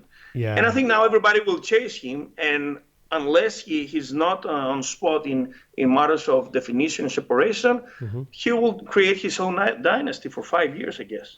Well, I asked Ronnie Coleman. Sorry, I got a bit of echo there, mate. So I got a bit of echo on my voice. Oh, it's gone now. Yes. Okay. Yeah. No, I spoke to Ronnie Coleman and I said, "How many do you think he can win?" And he said, with Chad's help, he said, "I think he could win." I'll try and be precise with my words. I thought it was 4 to 6, or maybe more. That's how many he thinks that Ramy could win. Well, he's 34, 35 Ram now. Yeah. That's achievable. He has the muscle maturity, but he has to bring the same definition, the same conditioning all the time. He's gonna because I think with Chad, because Chad said, I think in an interview he said that I think when he was with the Oxygen, he said I think they were afraid to make him really suffer, to bring him down his carbs, make him do 2 hours of cardio. He was doing 3 posing sessions with Dennis James every day. I mean, I think he knows that where he has to go to be able to get that title and retain the title. At the Arnold, he was very good. The point is he lost to Jackson and to Bonac because of conditioning. Yeah. But he was at his best at the Arnold, Yeah. I like him very much. Yeah. No, I thought he looked good. Do you think Hadi, because Hadi's not brought his best to the Olympia, he's been third and fourth. Was better. He was more ripped in 2019 because he stayed in the States 3 weeks more, before the show, of course. Yeah. And he had time to get rid of the water from the flight, But he was sharper at the finals rather than the semifinals. Yeah. And Hadi, he can break the top 3. He can win. He can beat, I guess. I don't know if Phil will retire, but he can crack the top 3. Yeah, as usual, Yeah. But I wouldn't say he can go further than second, Yeah. Do you think a 2019 Vancouver Hadi? Where would you put him in the Olympia? Do you think he could win it? Do you think he could beat Ramy? 2019. Remember when he won the Vancouver against Nathan Diasher and Ian Valliere? Who are you talking about? Hadi. When he won Vancouver. Hadi, yeah. That was for me. That and the 2017 San Marino was sensational. I don't think he's not brought that to the Olympia yet, mate. Yeah, perhaps we can assume that he can beat Brando, in the leg department, and in definition and in comparison. But in matters of size, he's packed. But the point is, he's just another small guy, like Sean Ray, like everybody. So in 2008, Dexter took the Olympia from Jay because Jay was kind of off, but Dexter was bigger than those guys. He was 5'7", Yeah. But anyway, I guess that runner-up is very flattering for Hadi or for anybody in his frame, Yeah. Were you sad not to go to the Olympia last year? I was. Excuse me? Were you sad not to go to the Olympia last year, not be able to get there? Oh, yeah. Everybody was frustrating, and I hope the Arnold will be held in September. They don't have dates yet, but I hope will be fixed soon, Yeah, yeah. It's a mess. So you're based in Athens, aren't you? How far is that from Thessaloniki? It's 500 kilometers. 400. 500, yes. 500, right, okay. Because I went there, I've been there. That was nice. Because my father lives in Cyprus. He's retired in Cyprus. Oh, okay, yeah. So on the Greek side, yeah. So yeah, I miss being able to go over there and have all my favorite calamari. How are things over there? You have a quarantine? Yeah, we're on lockdown at the moment. Yeah, we're on lockdown. It's I'll be honest, I kind of live in the countryside. I'm not really that affected apart from no gym. That's the only thing that's pissing me off, I got no, I'm losing my gains, mate, You're still wearing mask outdoors over there? Yeah. I've got a tiger mask. So what's it like over there for you? Because I know my dad is pretty strict in Cyprus. Yeah, Cyprus and Greece actually are the best countries, in the European Union with the less cases, the least cases, Yeah. Compared to other countries like France, UK, or Germany, or Italy, or Spain. But I've heard of the third wave coming, Oh, God. Oh, God. It's like a nightmare, Yeah, I know. I think my dad's he's bored of being stuck inside, because obviously, like all Ayia Napa and all the tourism, and they said it's like a ghost town, And just before just as we were leaving Columbus, Ohio. Yeah. The following days, the states closed the border. Yes, yeah, it was actually that was the week we were all there that it really kicked off. I mean, when I landed, I had like 100 messages on my phone saying the expo's been cancelled. And we didn't know all week that whether the show would even go ahead. Do you remember? Yeah. That was last March. That was March, 10 months ago. Shit. Was it different, Arnold? Yeah. Yeah, I remember. We were sat with you, me, and Steve. There was me, Steve, you in the front. And I remember Steve leant over to me and he said, "You know what, Giles?" He said, "All things considered," he said, "this is probably one of the best Arnolds I've ever been to." Yes, the lineup was terrific, Yeah. And guess who I've got in this episode, mate? Can you see? Yeah, who's this? Brandon? We're talking about the Arnold Classic. There's a clue. Yeah. Bonac. Yeah. Yeah, William Bonac, yeah. Yeah, I had him in this episode. We've already done the interview and he was fantastic. He's really upbeat, actually. He was, it's funny because I said, did you hear what Rowley said about you on Global Muscle a few weeks ago? And he said, what? And I said, Rowley said he had you winning the Olympia prejudging. Yeah. Well, Rowley is the only one that can challenge in matters of size, Ramy, Yeah. But, of course, not in the leg department because Ramy is unbeatable there. He has a ridiculous size. Yeah, he doesn't need bigger legs, does he? He doesn't need bigger legs. Cartoonish. Actually, he has to bring some balance because I believe his symmetry is 55-45, He's what, sorry? He's 55 in the leg department, over 45 in torso. The symmetry is... Right, Yeah. And do you know what somebody said? They said that his readable bicep was a weak pose on Ramy. Somebody said that. Who said that a few weeks ago? Real double biceps. And I'm like, are you kidding me? That's one of his best shots. You know why? You know what? Perhaps of his lower back was not as crispy and dry as feels. Okay. Yeah. That's the only thing. But he has some room to develop over there in the lower lats, to bring them down and perhaps the width. So what would you say was his best pose, Ramy? By far the two side poses. Yeah. Side chest, side tricep. Ridiculous fact that Brandon Carey says it was kind of distracting to the chest or to the triceps, his thigh, but this crazy biceps, that hanging down. I know. It's crazy. I mean, he's always had good side shots. His side shots have always been good, but with that added level of conditioning, and because I think he was 289 on stage, which is that's. I mean, I've heard when he won one of the Arnold Classics. Sorry. The lightest ever. Yeah, exactly. I think when he won one of the Arnold Classics, which he looked good in, I think that was 2014, 2015, he was 306. So it shows that coming down, that's 17 pounds, really improved his physique. And we have to admit that among the mass masters, he has the best fit taper and the tiniest midsection, Yeah. It's crazy. He doesn't have a bubble gut yet. Yeah. But I believe, in my opinion, that Coleman is unbeatable in thickness, in density, in maturity. I mean, even though they have the same height and weight, perhaps, it's day and night. I mean, you cannot compare them. Especially to beer. Yeah, I don't think he's quite in Coleman's league yet. Okay. Yeah. Yeah, because Coleman picked like his 40s, Yeah, no, because let's compare his first Olympia win Rami's first Olympia win to Ronnie's in 98. That's comparable. That's a comparable look, you know.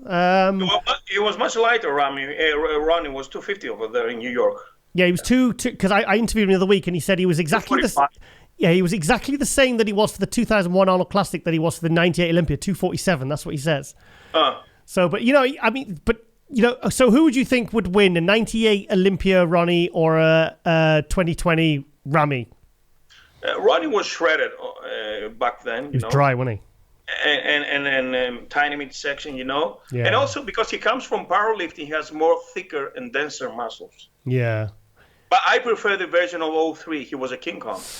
Yeah, because some people say like, oh, because actually Ronnie said his favorite look was 98, but yes. the three looks that people the fans say is his best ever was his 2001 Arnold Classic look, his 99 Olympia look because his waist was tiny but he was bigger, and also the 2003. For me, I think it's a toss up between 99 and 2003. It's a matter of perspective. You know, Milos believes it's 98. Yeah. Giles, Ron also. But I like the Mass Masters, you know. And he was really cut. He was really ripped, but not shredded in 03. Yeah. But you cannot bring it all, you know. He was 287, I think. Yeah, 287. Imagine that coming out and getting undressed backstage, and then people are like, "Oh my god, how much heavier you, Ronnie?" 40 pounds heavier than last year. Because I was at the 2002 Olympia. I didn't like that downsized look. I didn't like it. I preferred I thought when on Battle for the Olympia 2 weeks out, I thought like absolutely sensational. I think they didn't need to bring him down any more than that. He was very pissed off because he lost to Gunther. I know. Show of strength. I know. And then it fired him up though, didn't it? Fired him up. Yeah. So, I mean, you've been following bodybuilding for at least, I'm guessing, at least 30 years. At least. Yes. I mean, I entered the shows as an athlete in 2000. I retired in 2013. Mm-hmm. But, of course, I was reading the Muscle Mag, the Muscular Development, the Ironman magazines, you know, since the late 90s. Me too, yeah. I was trying supplements since the late 90s, you know. Uh-huh. And I've been at the Arnold twice. So I was also at the 2016 where Kai Green was the champion. Okay. Yeah. And yes, I've been also once at the Olympia, and I'm looking forward to meet you again, the Olympia next year, and the Arnold Classic, of course. We'll be there. So then, you've been a fan of bodybuilding for, like me, 3 decades. Who's your all-time favourite bodybuilder and why? The British Pitbull. No, who's your favourite bodybuilder? Who? Dorian Yates. Oh, Dorian. Okay. Dorian Yates, your all-time favourite. I follow his training method. Uh-huh. The heavy duty, the 1 set maximum. Uh-huh. I like his density, his thing. Perhaps he was not the most genetically gifted, but he had this crazy mindset, you know, that nobody can train heavier than me and harder than me. Yeah.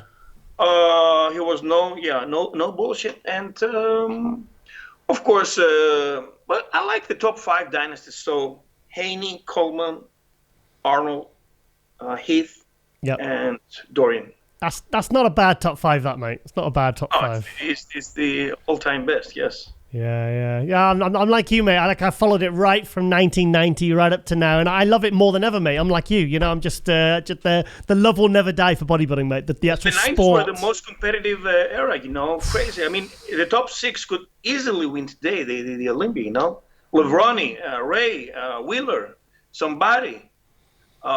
Crazy guys, you know. So who was your? Let me ask another question. We think. Who was the most impressive person you've seen in the flesh? The most impressive person from the industry that you've seen in the flesh on stage, like personally with your own eyes, not on a video, not in a photo. Last year, I had the privilege to rush into the stage and give to Brandon Carey my book. So I was there. Yeah. You're recording, yeah. Yeah. And actually, man, he was enormous. You know, it was the first time that I was in 3 feet away from a bodybuilder, from an Olympian. You know, and imagine that this year was really more improved than last year. But I never saw such an Olympian, you know, in such a short distance. You know. Yeah. So it was really spectacular for me. This. Yeah, no, I was there when I saw when you. I might actually have it on video on my phone. I'll go and check. But so your gyms though, because you've got an outdoor gym that I see on your Instagram. Yeah. I mean, as you know, we have quarantine over here since November 1st. So It cost me about $2,000 in order to build a basic equipment. No equipment, just free weights actually. Yeah. So I train outdoors. I saw. But it's good to keep in shape. Yeah, to stay in shape. Yeah. Yeah. Cool. So I have also some cats as you also. Oh yeah. I've got. Oh, you got how many cats you got? Well, I used to have 7. Now 7. I have 3. Yeah. Wow. I think my dad had 17 at one point. I think he's got 1 now. Really? Yeah. He couldn't stop feeding all the strays and they were coming to his house. Are these cats indoors or outdoors? Oh, these were both. A bit of both. Okay. Yeah. Cool. All right then, mate. Well, I want to come on because I want to congratulate you for 100 episodes. That's a big deal. I'm at what we're at. This is episode 5 at the moment, isn't it? Yes. This is 5. We're at 85, so we've only got 15 more. 15 more. We can have, Charles, perhaps we can have something with Ron together, the 3 of us, and discuss something. Yeah, that'd be cool. Yeah. We'll think of a few topics and we'll do a split screen and we'll come on and that'd be really cool. I'd really like that, mate. Okay. Thank you so much for the invitation. Yeah, my pleasure, mate. Thank you for coming on. Well done. Keep up the good work, mate. Keep up the, we've got to keep the fight going for MD, and because we're a very passionate team of people, and we all, at the end of the day, I think it's important we keep making our contribution to the sport we love, mate. Excellent. Yeah, absolutely. Yeah. All right then, George. Well, all the best with the Steve Blackman. Thank you, mate. I'll definitely watching that one. I'll be really excited to see that one, and I'll speak to you very soon. Thank you. Have a good night. Thank you, George. And welcome back to MD Global Muscle here at the On the Rise Media Studio with me, your host, Giles Thomas. And we are joined all the way from Holland, William Bonac. Yes! William, Happy New Year, mate. Yeah, I'm good, bro. Thank you. Thank you for inviting me once again. Yeah, hair's looking cool, mate. Excuse me? Hair's looking cool. Oh, thanks. Yeah, I got it loosened up. Yeah. I didn't realize that was that long. Yeah, it's long, but I cut it off like every year. I cut off about 10 centimeters. Shit. How long does it go down? It's about like this. I cut off like each year. Is that how much it grows every year? Yes. Wow. Okay. So did you have a good Christmas? Good New Year's Eve? I had a good Christmas. A lot of food, a lot of family time. So I had a great time. Good. So when did you get back to when did you get back to Holland? I got like 2 days to let's say almost 3 days to Christmas. Mm-hmm. I got back to Holland. Mm-hmm. So I didn't stay long in Orlando. I just left I think on the Monday I left, and on the Tuesday, the 22nd, I arrived in Amsterdam. Good. Oh, good. So what did you think about the Olympia being moved to Amsterdam to Orlando? What was that like? What did you think? The weather was great there, so but Vegas is even better. I don't know Vegas in December. I don't know what the weather is like in Vegas in December. So, but the weather was good in Orlando. The convention center was huge. It was big. Mm-hmm. It's just backstage was well organized as well, especially with equipment to warm up. Yeah, my experience it was just strange, just a different place, not used to it. Mm. So it felt different than normally. Yeah, let me say it like that. Yeah, I mean, I'll be honest. I mean, there was a few times in the year and I thought, is this show even going to happen? Yeah, me too. I think most of us, Yeah. So yeah, they did what they had to do, to make us, compete, so, and I'm glad they did. Because a lot of people, a lot of people try to do a show early in the year, but they couldn't because of the COVID. Yeah. So shows being canceled all the time. So and it was the biggest show, So I'm happy that they did anything that they could, to make it happen. Well, obviously I couldn't get over there. I mean, that's the first Olympia I've missed in since 2015. And yeah. I was watching the live stream, but honestly, mate, for me, it was I can't imagine what it was like to be there. Obviously, better to be there. But for me, it was one of the most exciting Olympias I think I've seen for a while. I mean, I thought that huge stage and I think the fact of everything that had gone on this year, I think there was such appreciation. I think it was a really, really special Olympia, mate. It was. Too bad with the COVID situation, but yeah. Despite that, it still was like a great show. So imagine, without the COVID and the restrictions, how it can be. So yeah.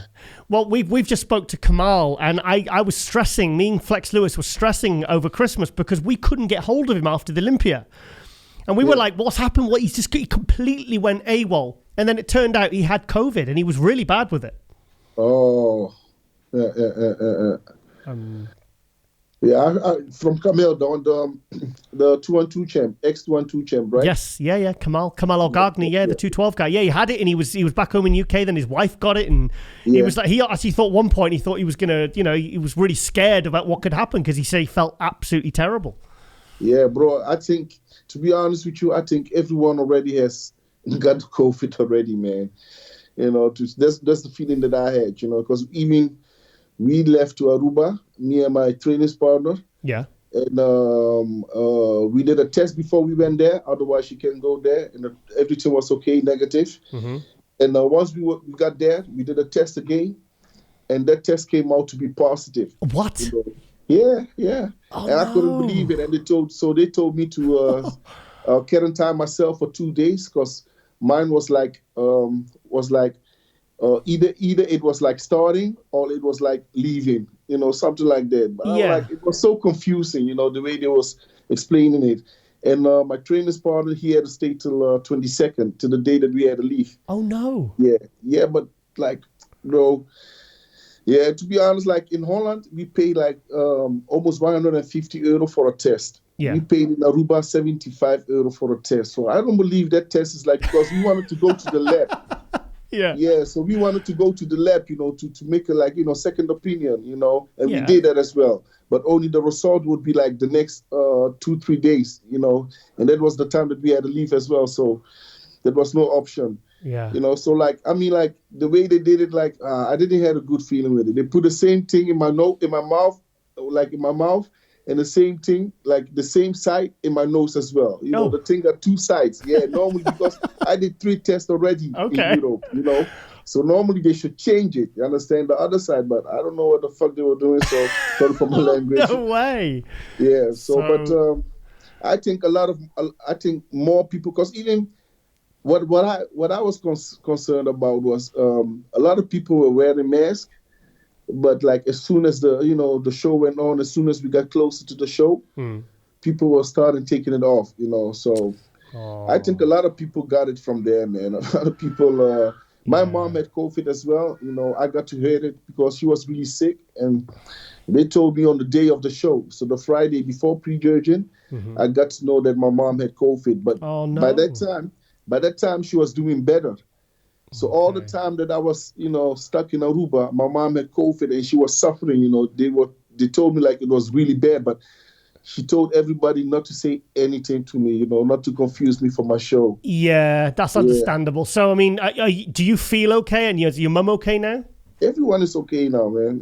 Thank God. Yeah, thank God. I had nothing. I had like maybe a little cold when I came back to Holland. Yeah. But that was because of the weather change. You come from a hot place, from like Aruba to Florida, and then from Florida back to Holland, to Europe, and it is cold over here. So yeah, I think that's like every winter we all catch a cold, So I think with me it was a cold, nothing serious. So you had to go via Aruba. Sorry, where's Aruba? I'm sorry. Where is that? The Caribbean. The Caribbean. Yeah, it's like 30 minutes from Curacao. Hang on a minute. So the picture of you and Rolly, where was that taken? Oh, that was taken at my house. That was when I got back. Okay, so he came. Okay, because I spoke to Rolly last week, and he was saying that he'd seen you, and I forgot where he saw you.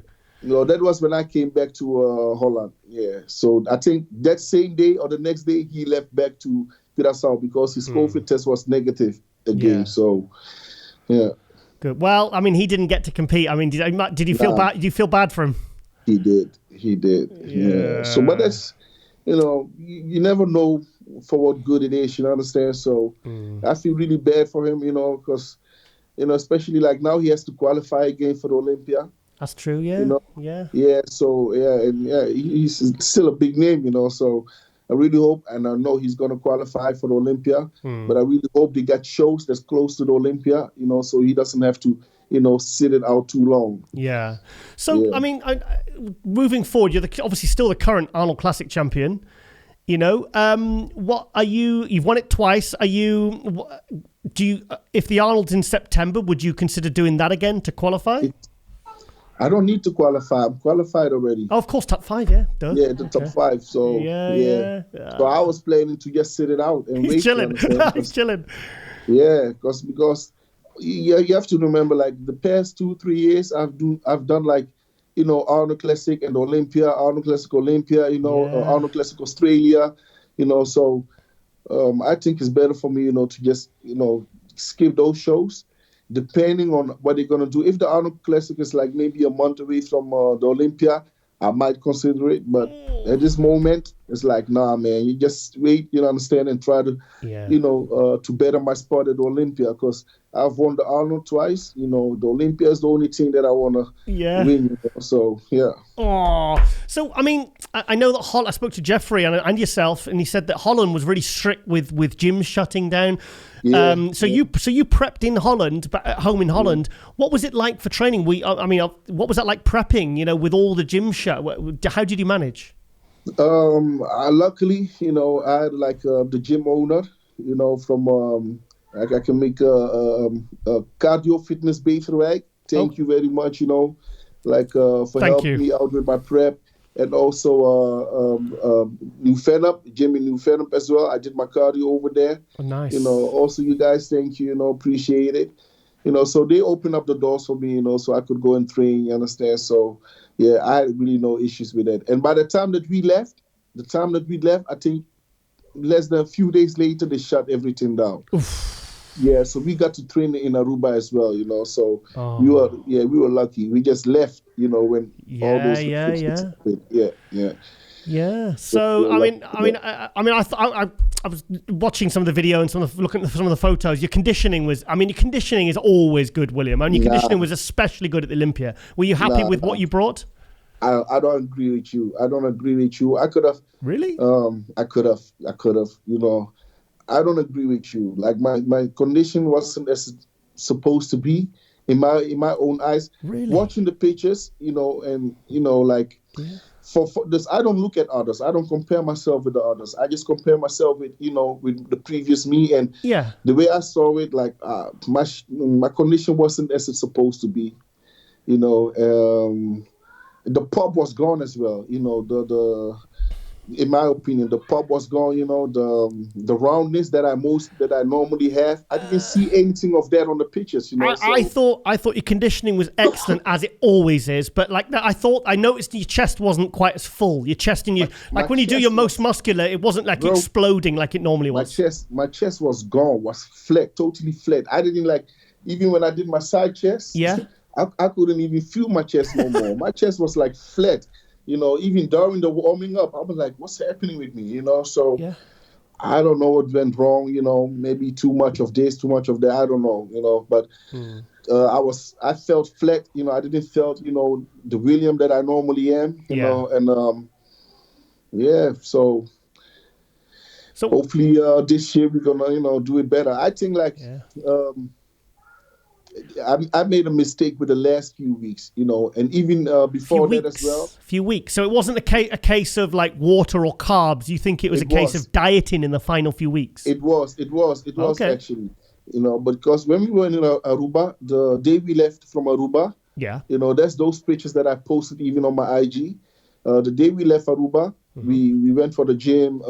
We did some posing, and my training partner took pictures, and like, I just could step on stage that same night. As it were. Yeah. Yes. Yeah. And that's why, you know, that's why I was posting those pictures, like, what happened? You understand? You know, I know in my mind what kind of happened, so I can change that, you know. And this year I did a lot of things different than I normally did last year and the previous years.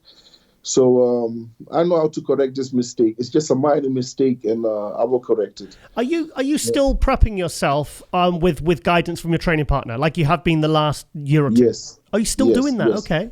Yes. Only this time we got a little bit help the last 2-3 days when we got in Orlando. Yeah. A little bit help from Sean Roden. Okay. Mr. Olympia, Sean Roden, yes. Wow. And the last 2 days, his coach, came to watch me as well as Chris Acito, Yeah. To bring the last details to my body, and they did a great job. It's just, not what I wanted to.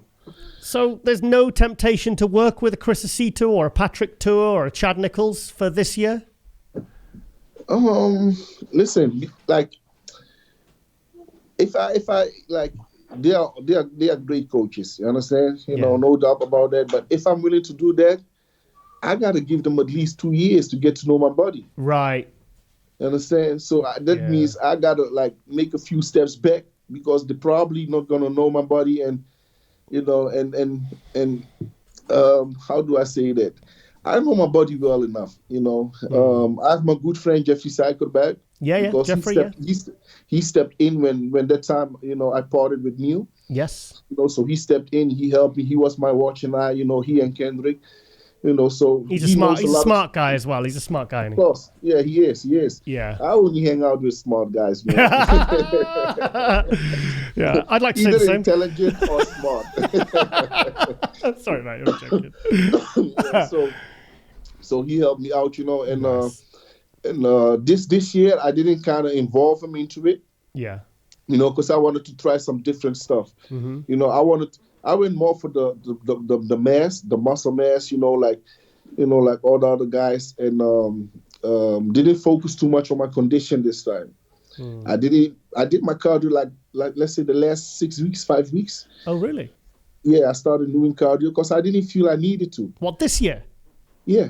Sorry, 2020. No, last year. Sorry, yeah. Last Olympia. Okay. Yeah, let me say that.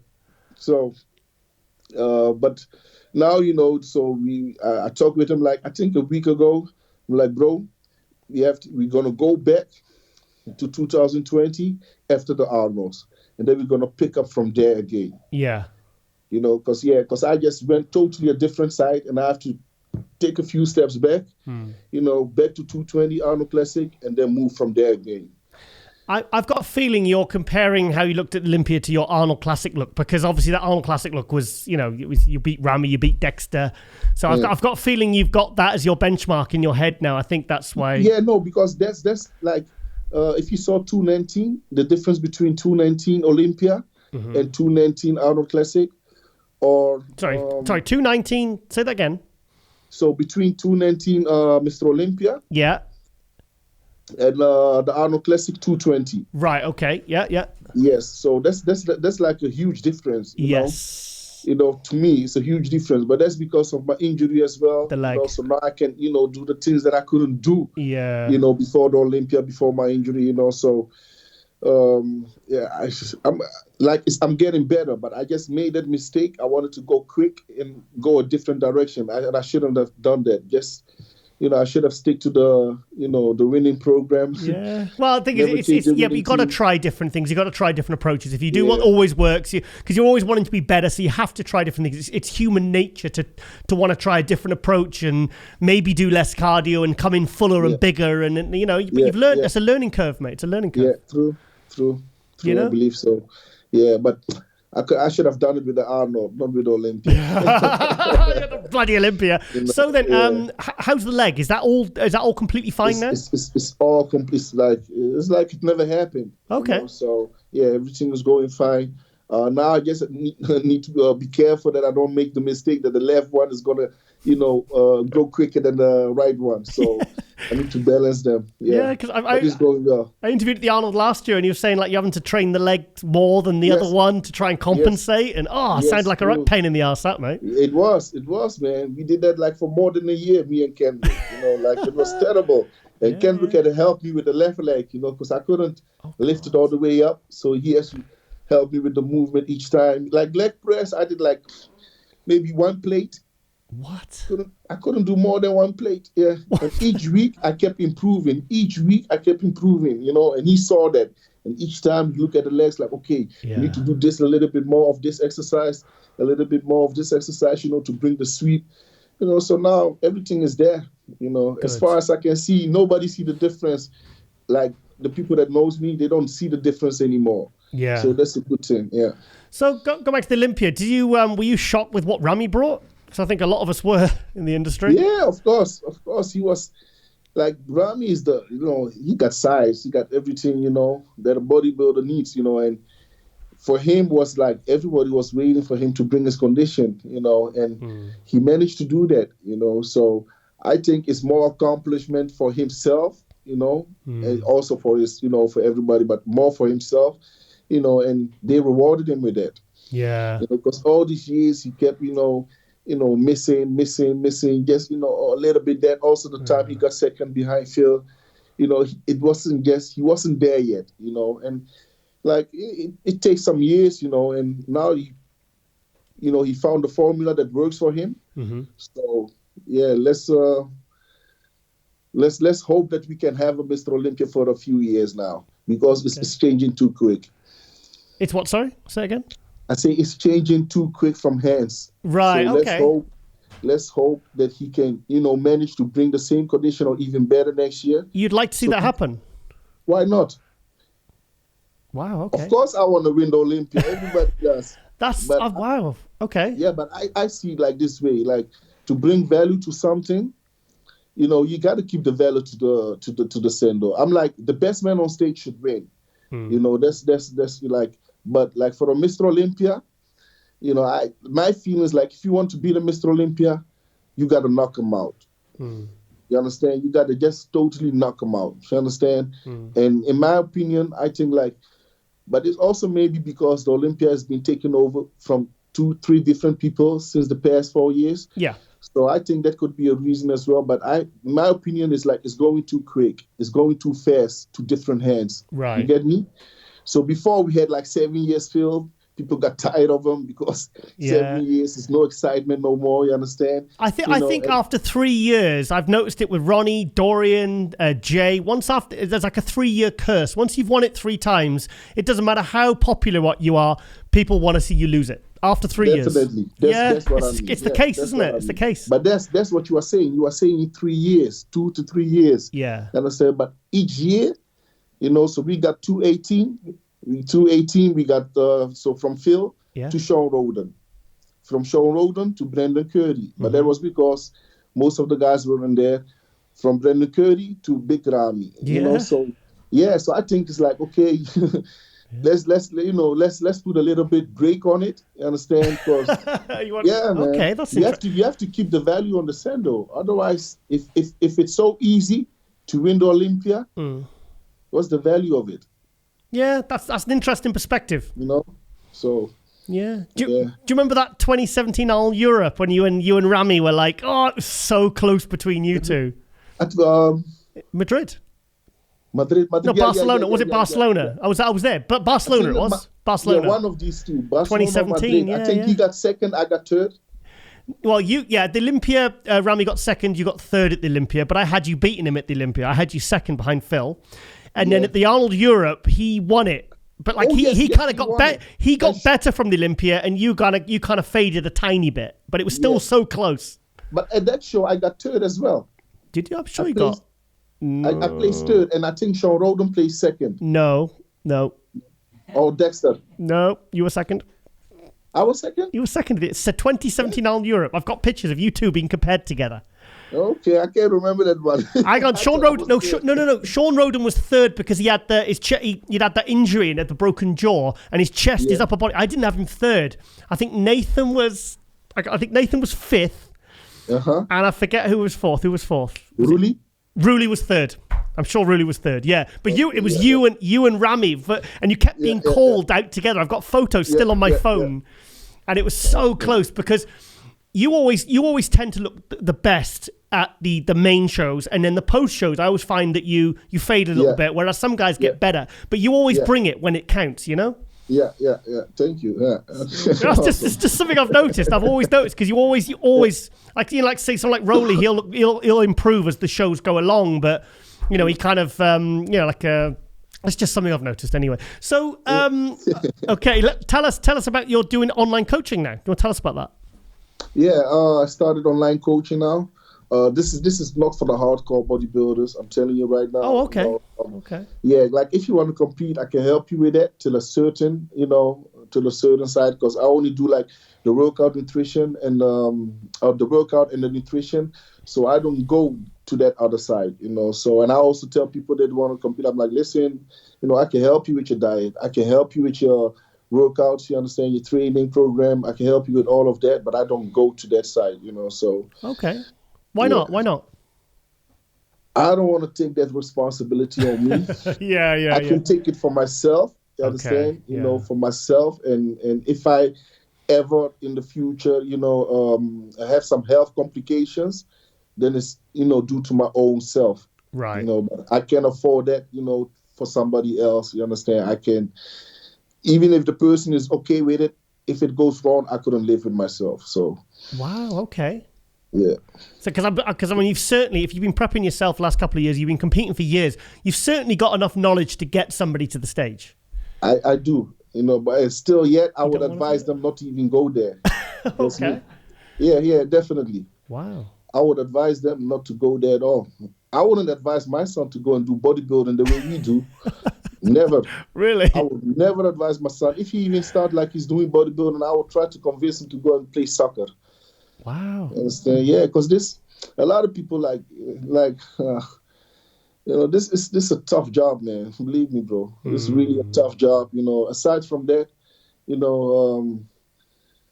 it's how you say that. It's also it's a dangerous sport as well. You understand? Because you have to go. All top sport is dangerous. But with us, you have to go to the extreme. You understand? You have to, take some risk. You understand? To get sometimes to the point where you want to get. And I don't want to, promote this for young guys. To go to there. You understand? If you have the genetics for it, and you be good, with some stuff, it's okay, but don't push it too far. Don't push it too far. It's not worth it. So how do people just contact you through your Instagram if they want to okay. Through my website, and it's connected with my Instagram. So okay, so it's just WilliamBonac.com. Bonac.com. Okay, yes. That's pretty simple.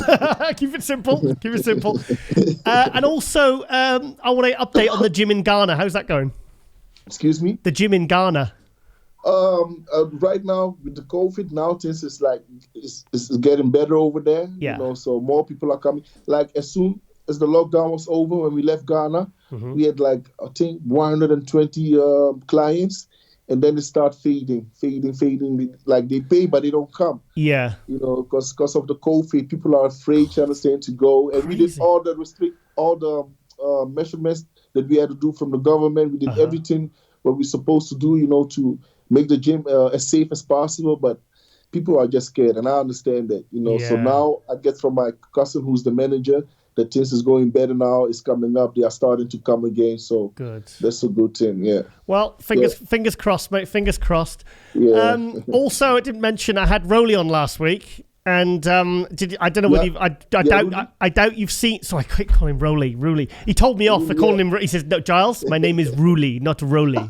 He told me off proper. He proper told me off on screen. Yeah. But he said he had you winning the prejudging at Olympia. Which year? This year? Yeah.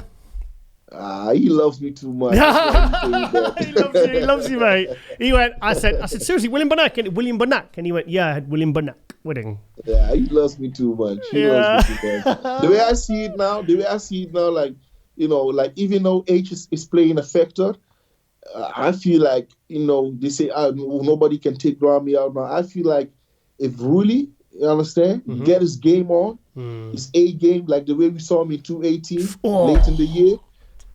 I think he would take out Rami. I think it would be a different story for Rami, understand? And because those two are the only mass monsters that we got, you understand? So, and not only that, with a little bit, I love Ruli's physique. I love Rami's physique as well. Yeah. But I've seen Ruli, understand? I know, I even seen Ruli when I think the New York Pro. Yeah. When he won the New York Pro. I think you were there. 2010 or something like 2010? that. So I know how his physique is, and I know, I prefer his physique more, than the current champion, the way it was back before. I think he's got freakier muscle bellies. I mean, for actual body parts, shoulders, delts, arms, triceps, I mean, everything. It's just, for me, he's got a freakier looking physique than Rami, but he's got that kind of willy won't he? He's very like you're very consistent with your conditioning. You're never going to come in off. You're never going to come in with without shredded glutes. You're always separated. You're always detailed. But with roller, you just never know what you're going to get. It's just a flip of a coin, That's true. That's what I'm saying. So if the same thing what we was talking about with Rami for the past 7-8 years. Yeah. And now he finds a formula for it. So I really hope from my heart, from the bottom of my heart, that Ruli will find a formula for it, and that he can, stand toe to toe next to the champ. William, I'm already excited for the 2021 Olympia, mate, and it's only January. We don't even know the dates yet, man. That's so worrying, Yeah, hard to plan. We don't even know the dates yet. Yeah.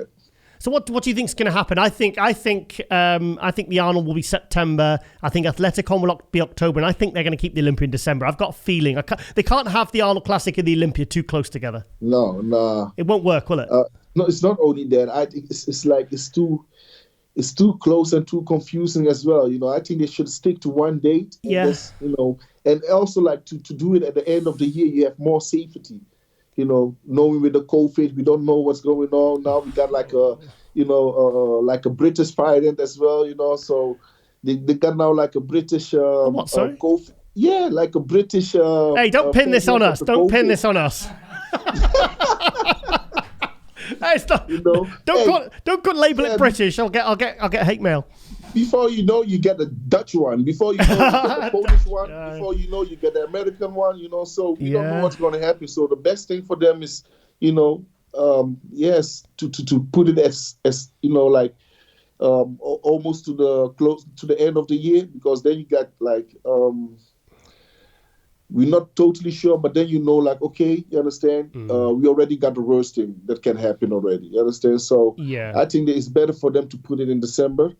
And then to change it. If they want to change it, they should wait like for at least 2 years till everything is down. And then they can decide again. And for right now, it's even too close for us. We just competed, you understand? To do this in September again would be killing, Yeah, 9 months. Yeah, exactly. Yeah.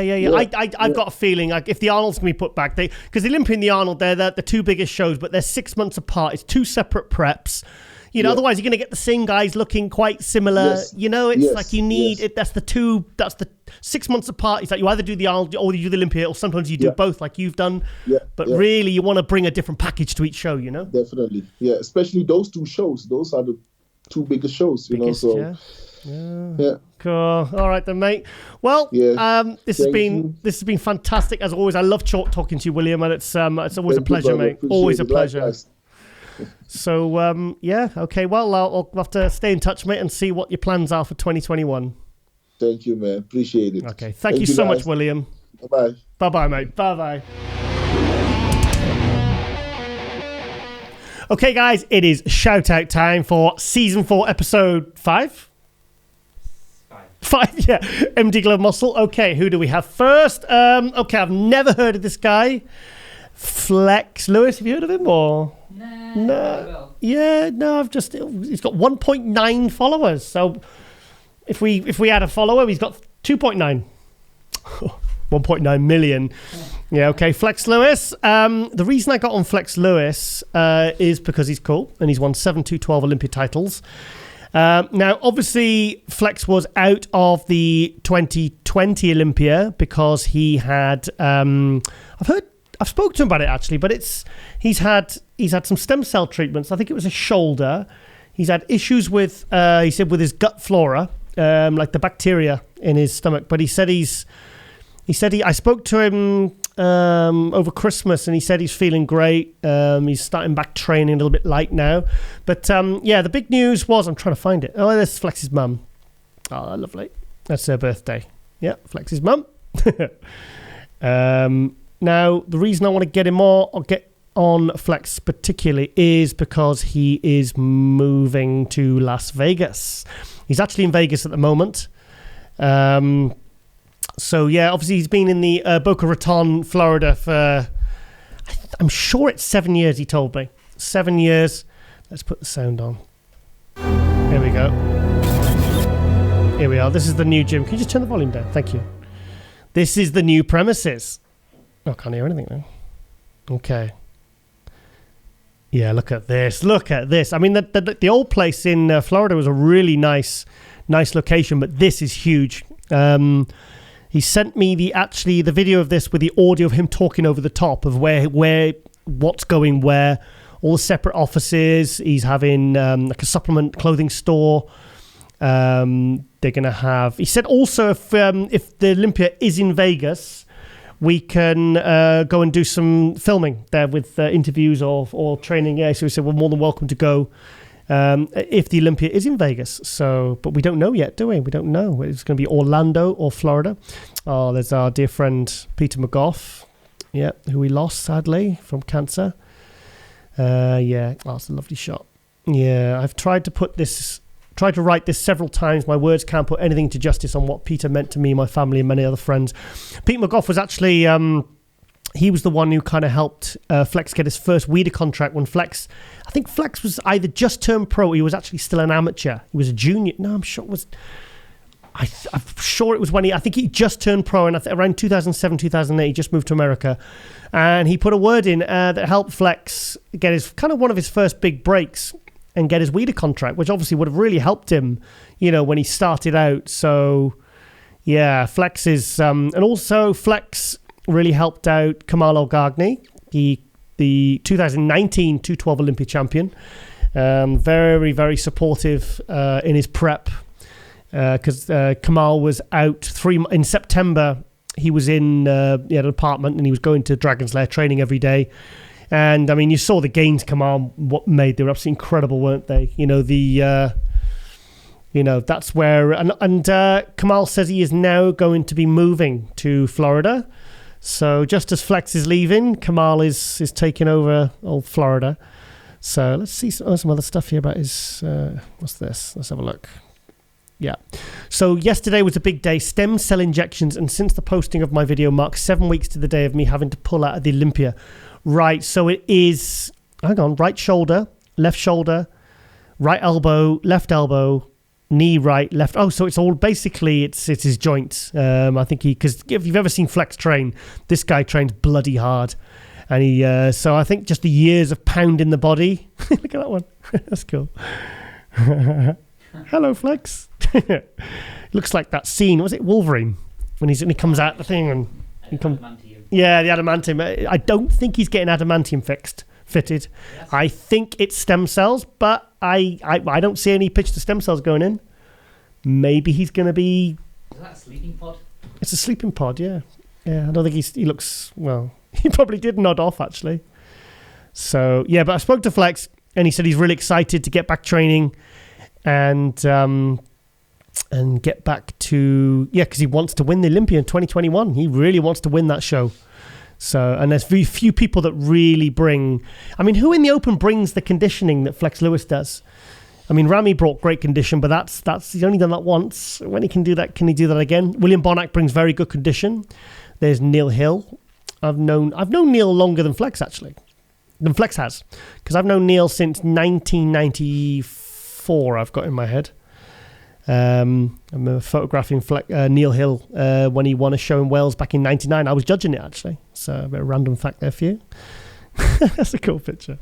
I like that. I like Flex's Instagram. He really puts a lot of thought and a lot of effort. That's cool. I miss these moments. Oh, yeah. So it's a bit of a...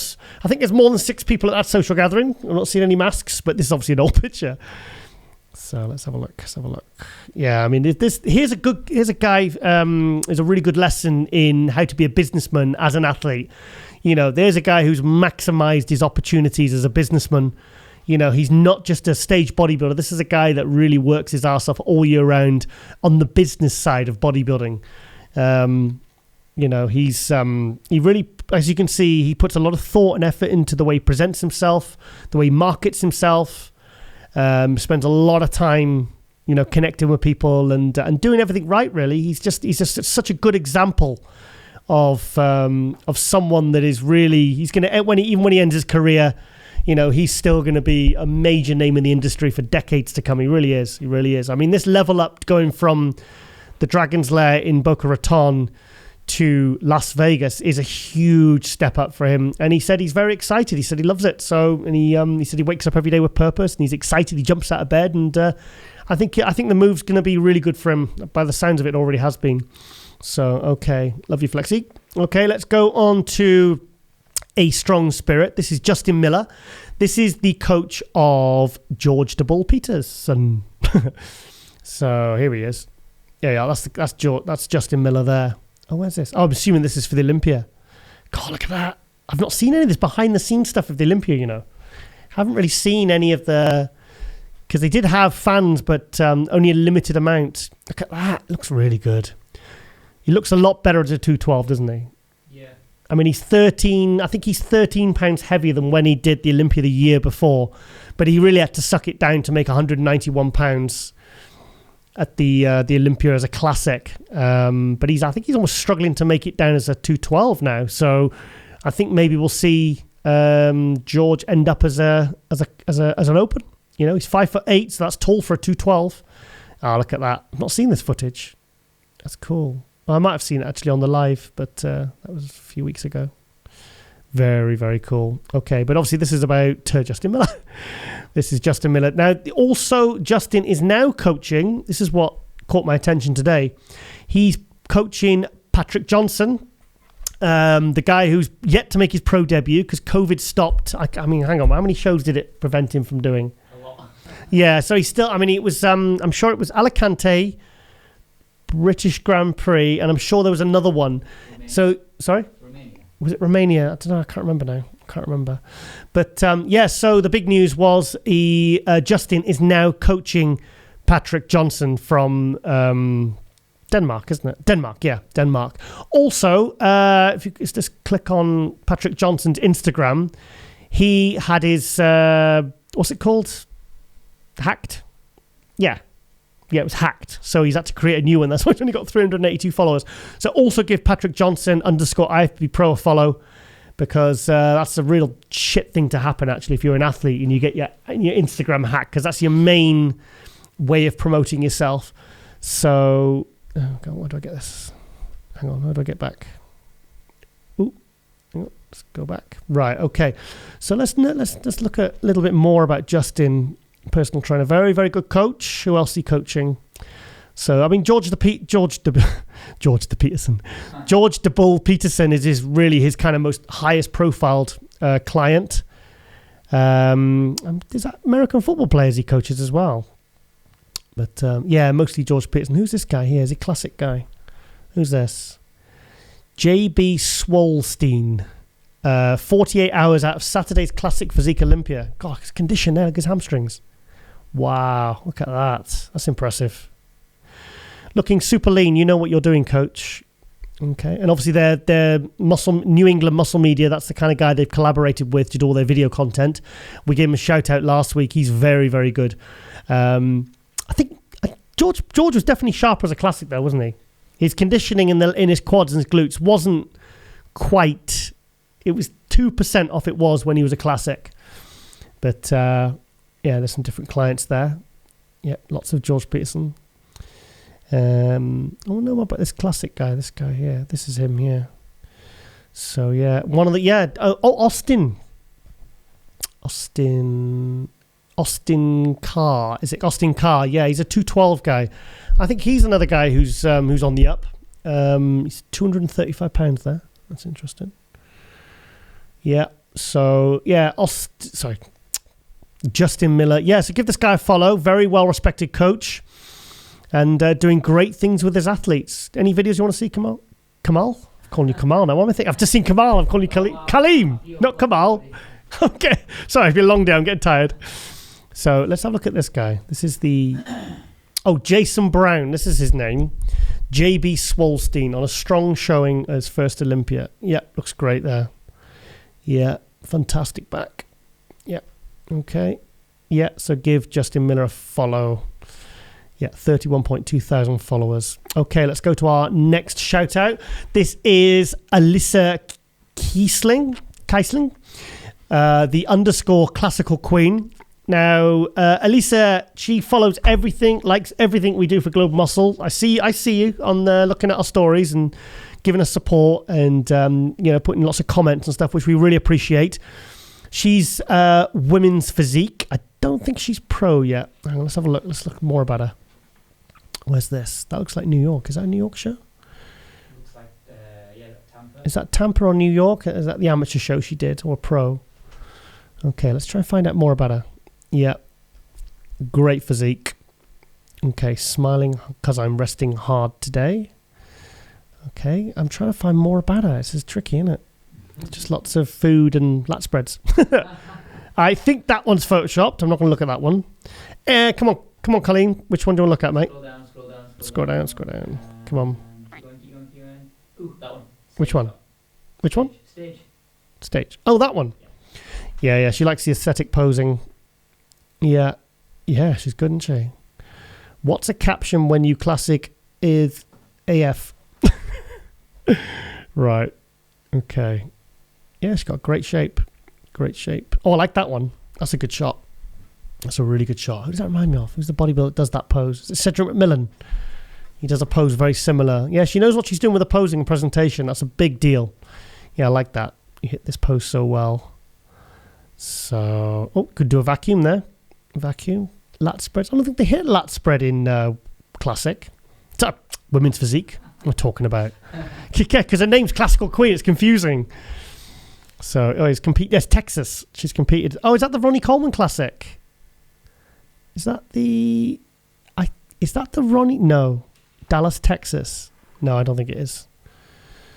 Okay, yeah. So, yeah, we appreciate the support, Lisa. You're looking great. And we appreciate the enthusiasm and stuff. So, yeah, great. So, if you haven't got your pro card, keep going. You'll get it. Because, God, look at that 4-plate hack squats. God, that's crazy. Whoa. Go on. I've got to get the sound on. Can you just turn up the sound a little bit, please? Hold it. Oh, she's doing it with bands as well. Let's go. Gonna sleep tonight. Oh, Yassin Nasir. That's the coach of. Can you turn the sound down, please? That's the coach of Yassin Nasir of Anmun. Is that the same one? Yeah, I think so. Yeah, I think it's the same coach. Right. Okay. Let's go to your shout out, Kaleem, and this is Bahar Era. That's her name? Yeah. Figure Pro. You assume that's how you pronounce it? Okay. Bahar _IFBB _figure _pro. Just under 5,000 followers. IFBB Figure Pro. Okay. Do we know she's German? Yeah. Okay. Come on. That's your shout out. You tell me which pictures and videos you want to look at. The backstage. Stage one. Stage one? The one on the far right. Okay. Oh, she's got a lovely shape. She's got a really good shape, hasn't she? I like her quads. I like the shape of the tie in there. Looks good. So, okay. What do we know about her? Posing Skype. Okay. Let's have a look. That's a good shot. Look at the traps there. I think she's Alicante. Oh, she's Alicante. Okay. Wow. Sorry, look at I love that lat development there. That's really cool. That's a nice level of muscularity there. Do you think she could do physique? I mean, look at that. Yeah, just feed a bit more pizza. A bit more pizza. No, don't give her pizza. That's not what you give. That's not what people diet on. Sprinkle protein powder on. Okay. Just being silly now. You've had a great day. Stop showing off. More chicken and rice. That's a good shot. Yeah. Fantastic shoulders. Great triceps. Oh, she did Romania. Oh, So, it's all in German. I don't speak German. right. Okay, which one? That one. That one. No, that one. That one. Yes. Oh, that one. Okay, there's an arrow there. So I'm going to see what other pictures up here. Yeah, lovely physique. Lovely physique. I wonder how she's done. Doesn't really say anything about her placings. So, she did Alicante and she did Romania.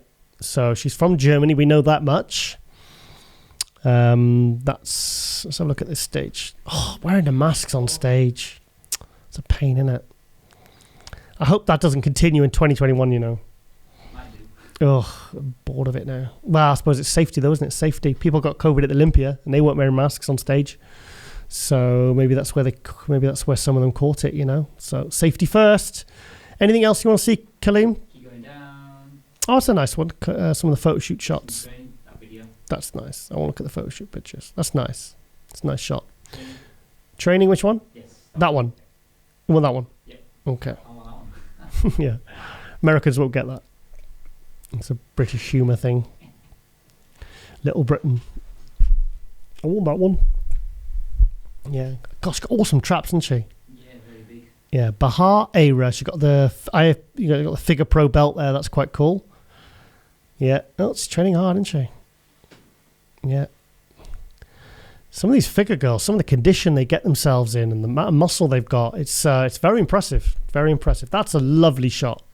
That's a lovely off-season shot, that. Yeah, that's a good one. Yeah. She's got writing on. Someone's been scribbling on her, look. Oh. That's rude, isn't it? That's rude. Why would someone do that to her? Right, okay, going to go to our final shout-out now. This is Adriel C. Designer. This guy popped up on, I think it was Terence Ruffin's Instagram. He does Photoshop, but he does a certain style. Look at this. This is the one I saw. This is the one that cracked me up.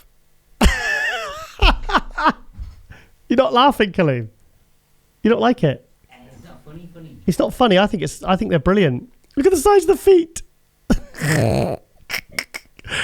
So I'm literally just Flyer Mini Builder, Rough Diesel. So it's just me. Eduardo shared this one as well, Korea. You don't like it, do you? Oh, Hadi! Oh, that's brilliant. I wonder if any of the athletes weren't happy with these, because I've seen, the only reason I've seen these is because the guy's actually been sharing them. That the pros have been sharing them. The Rami one. Where's the Rami one? There's a Rami one. Look at Phil Heath.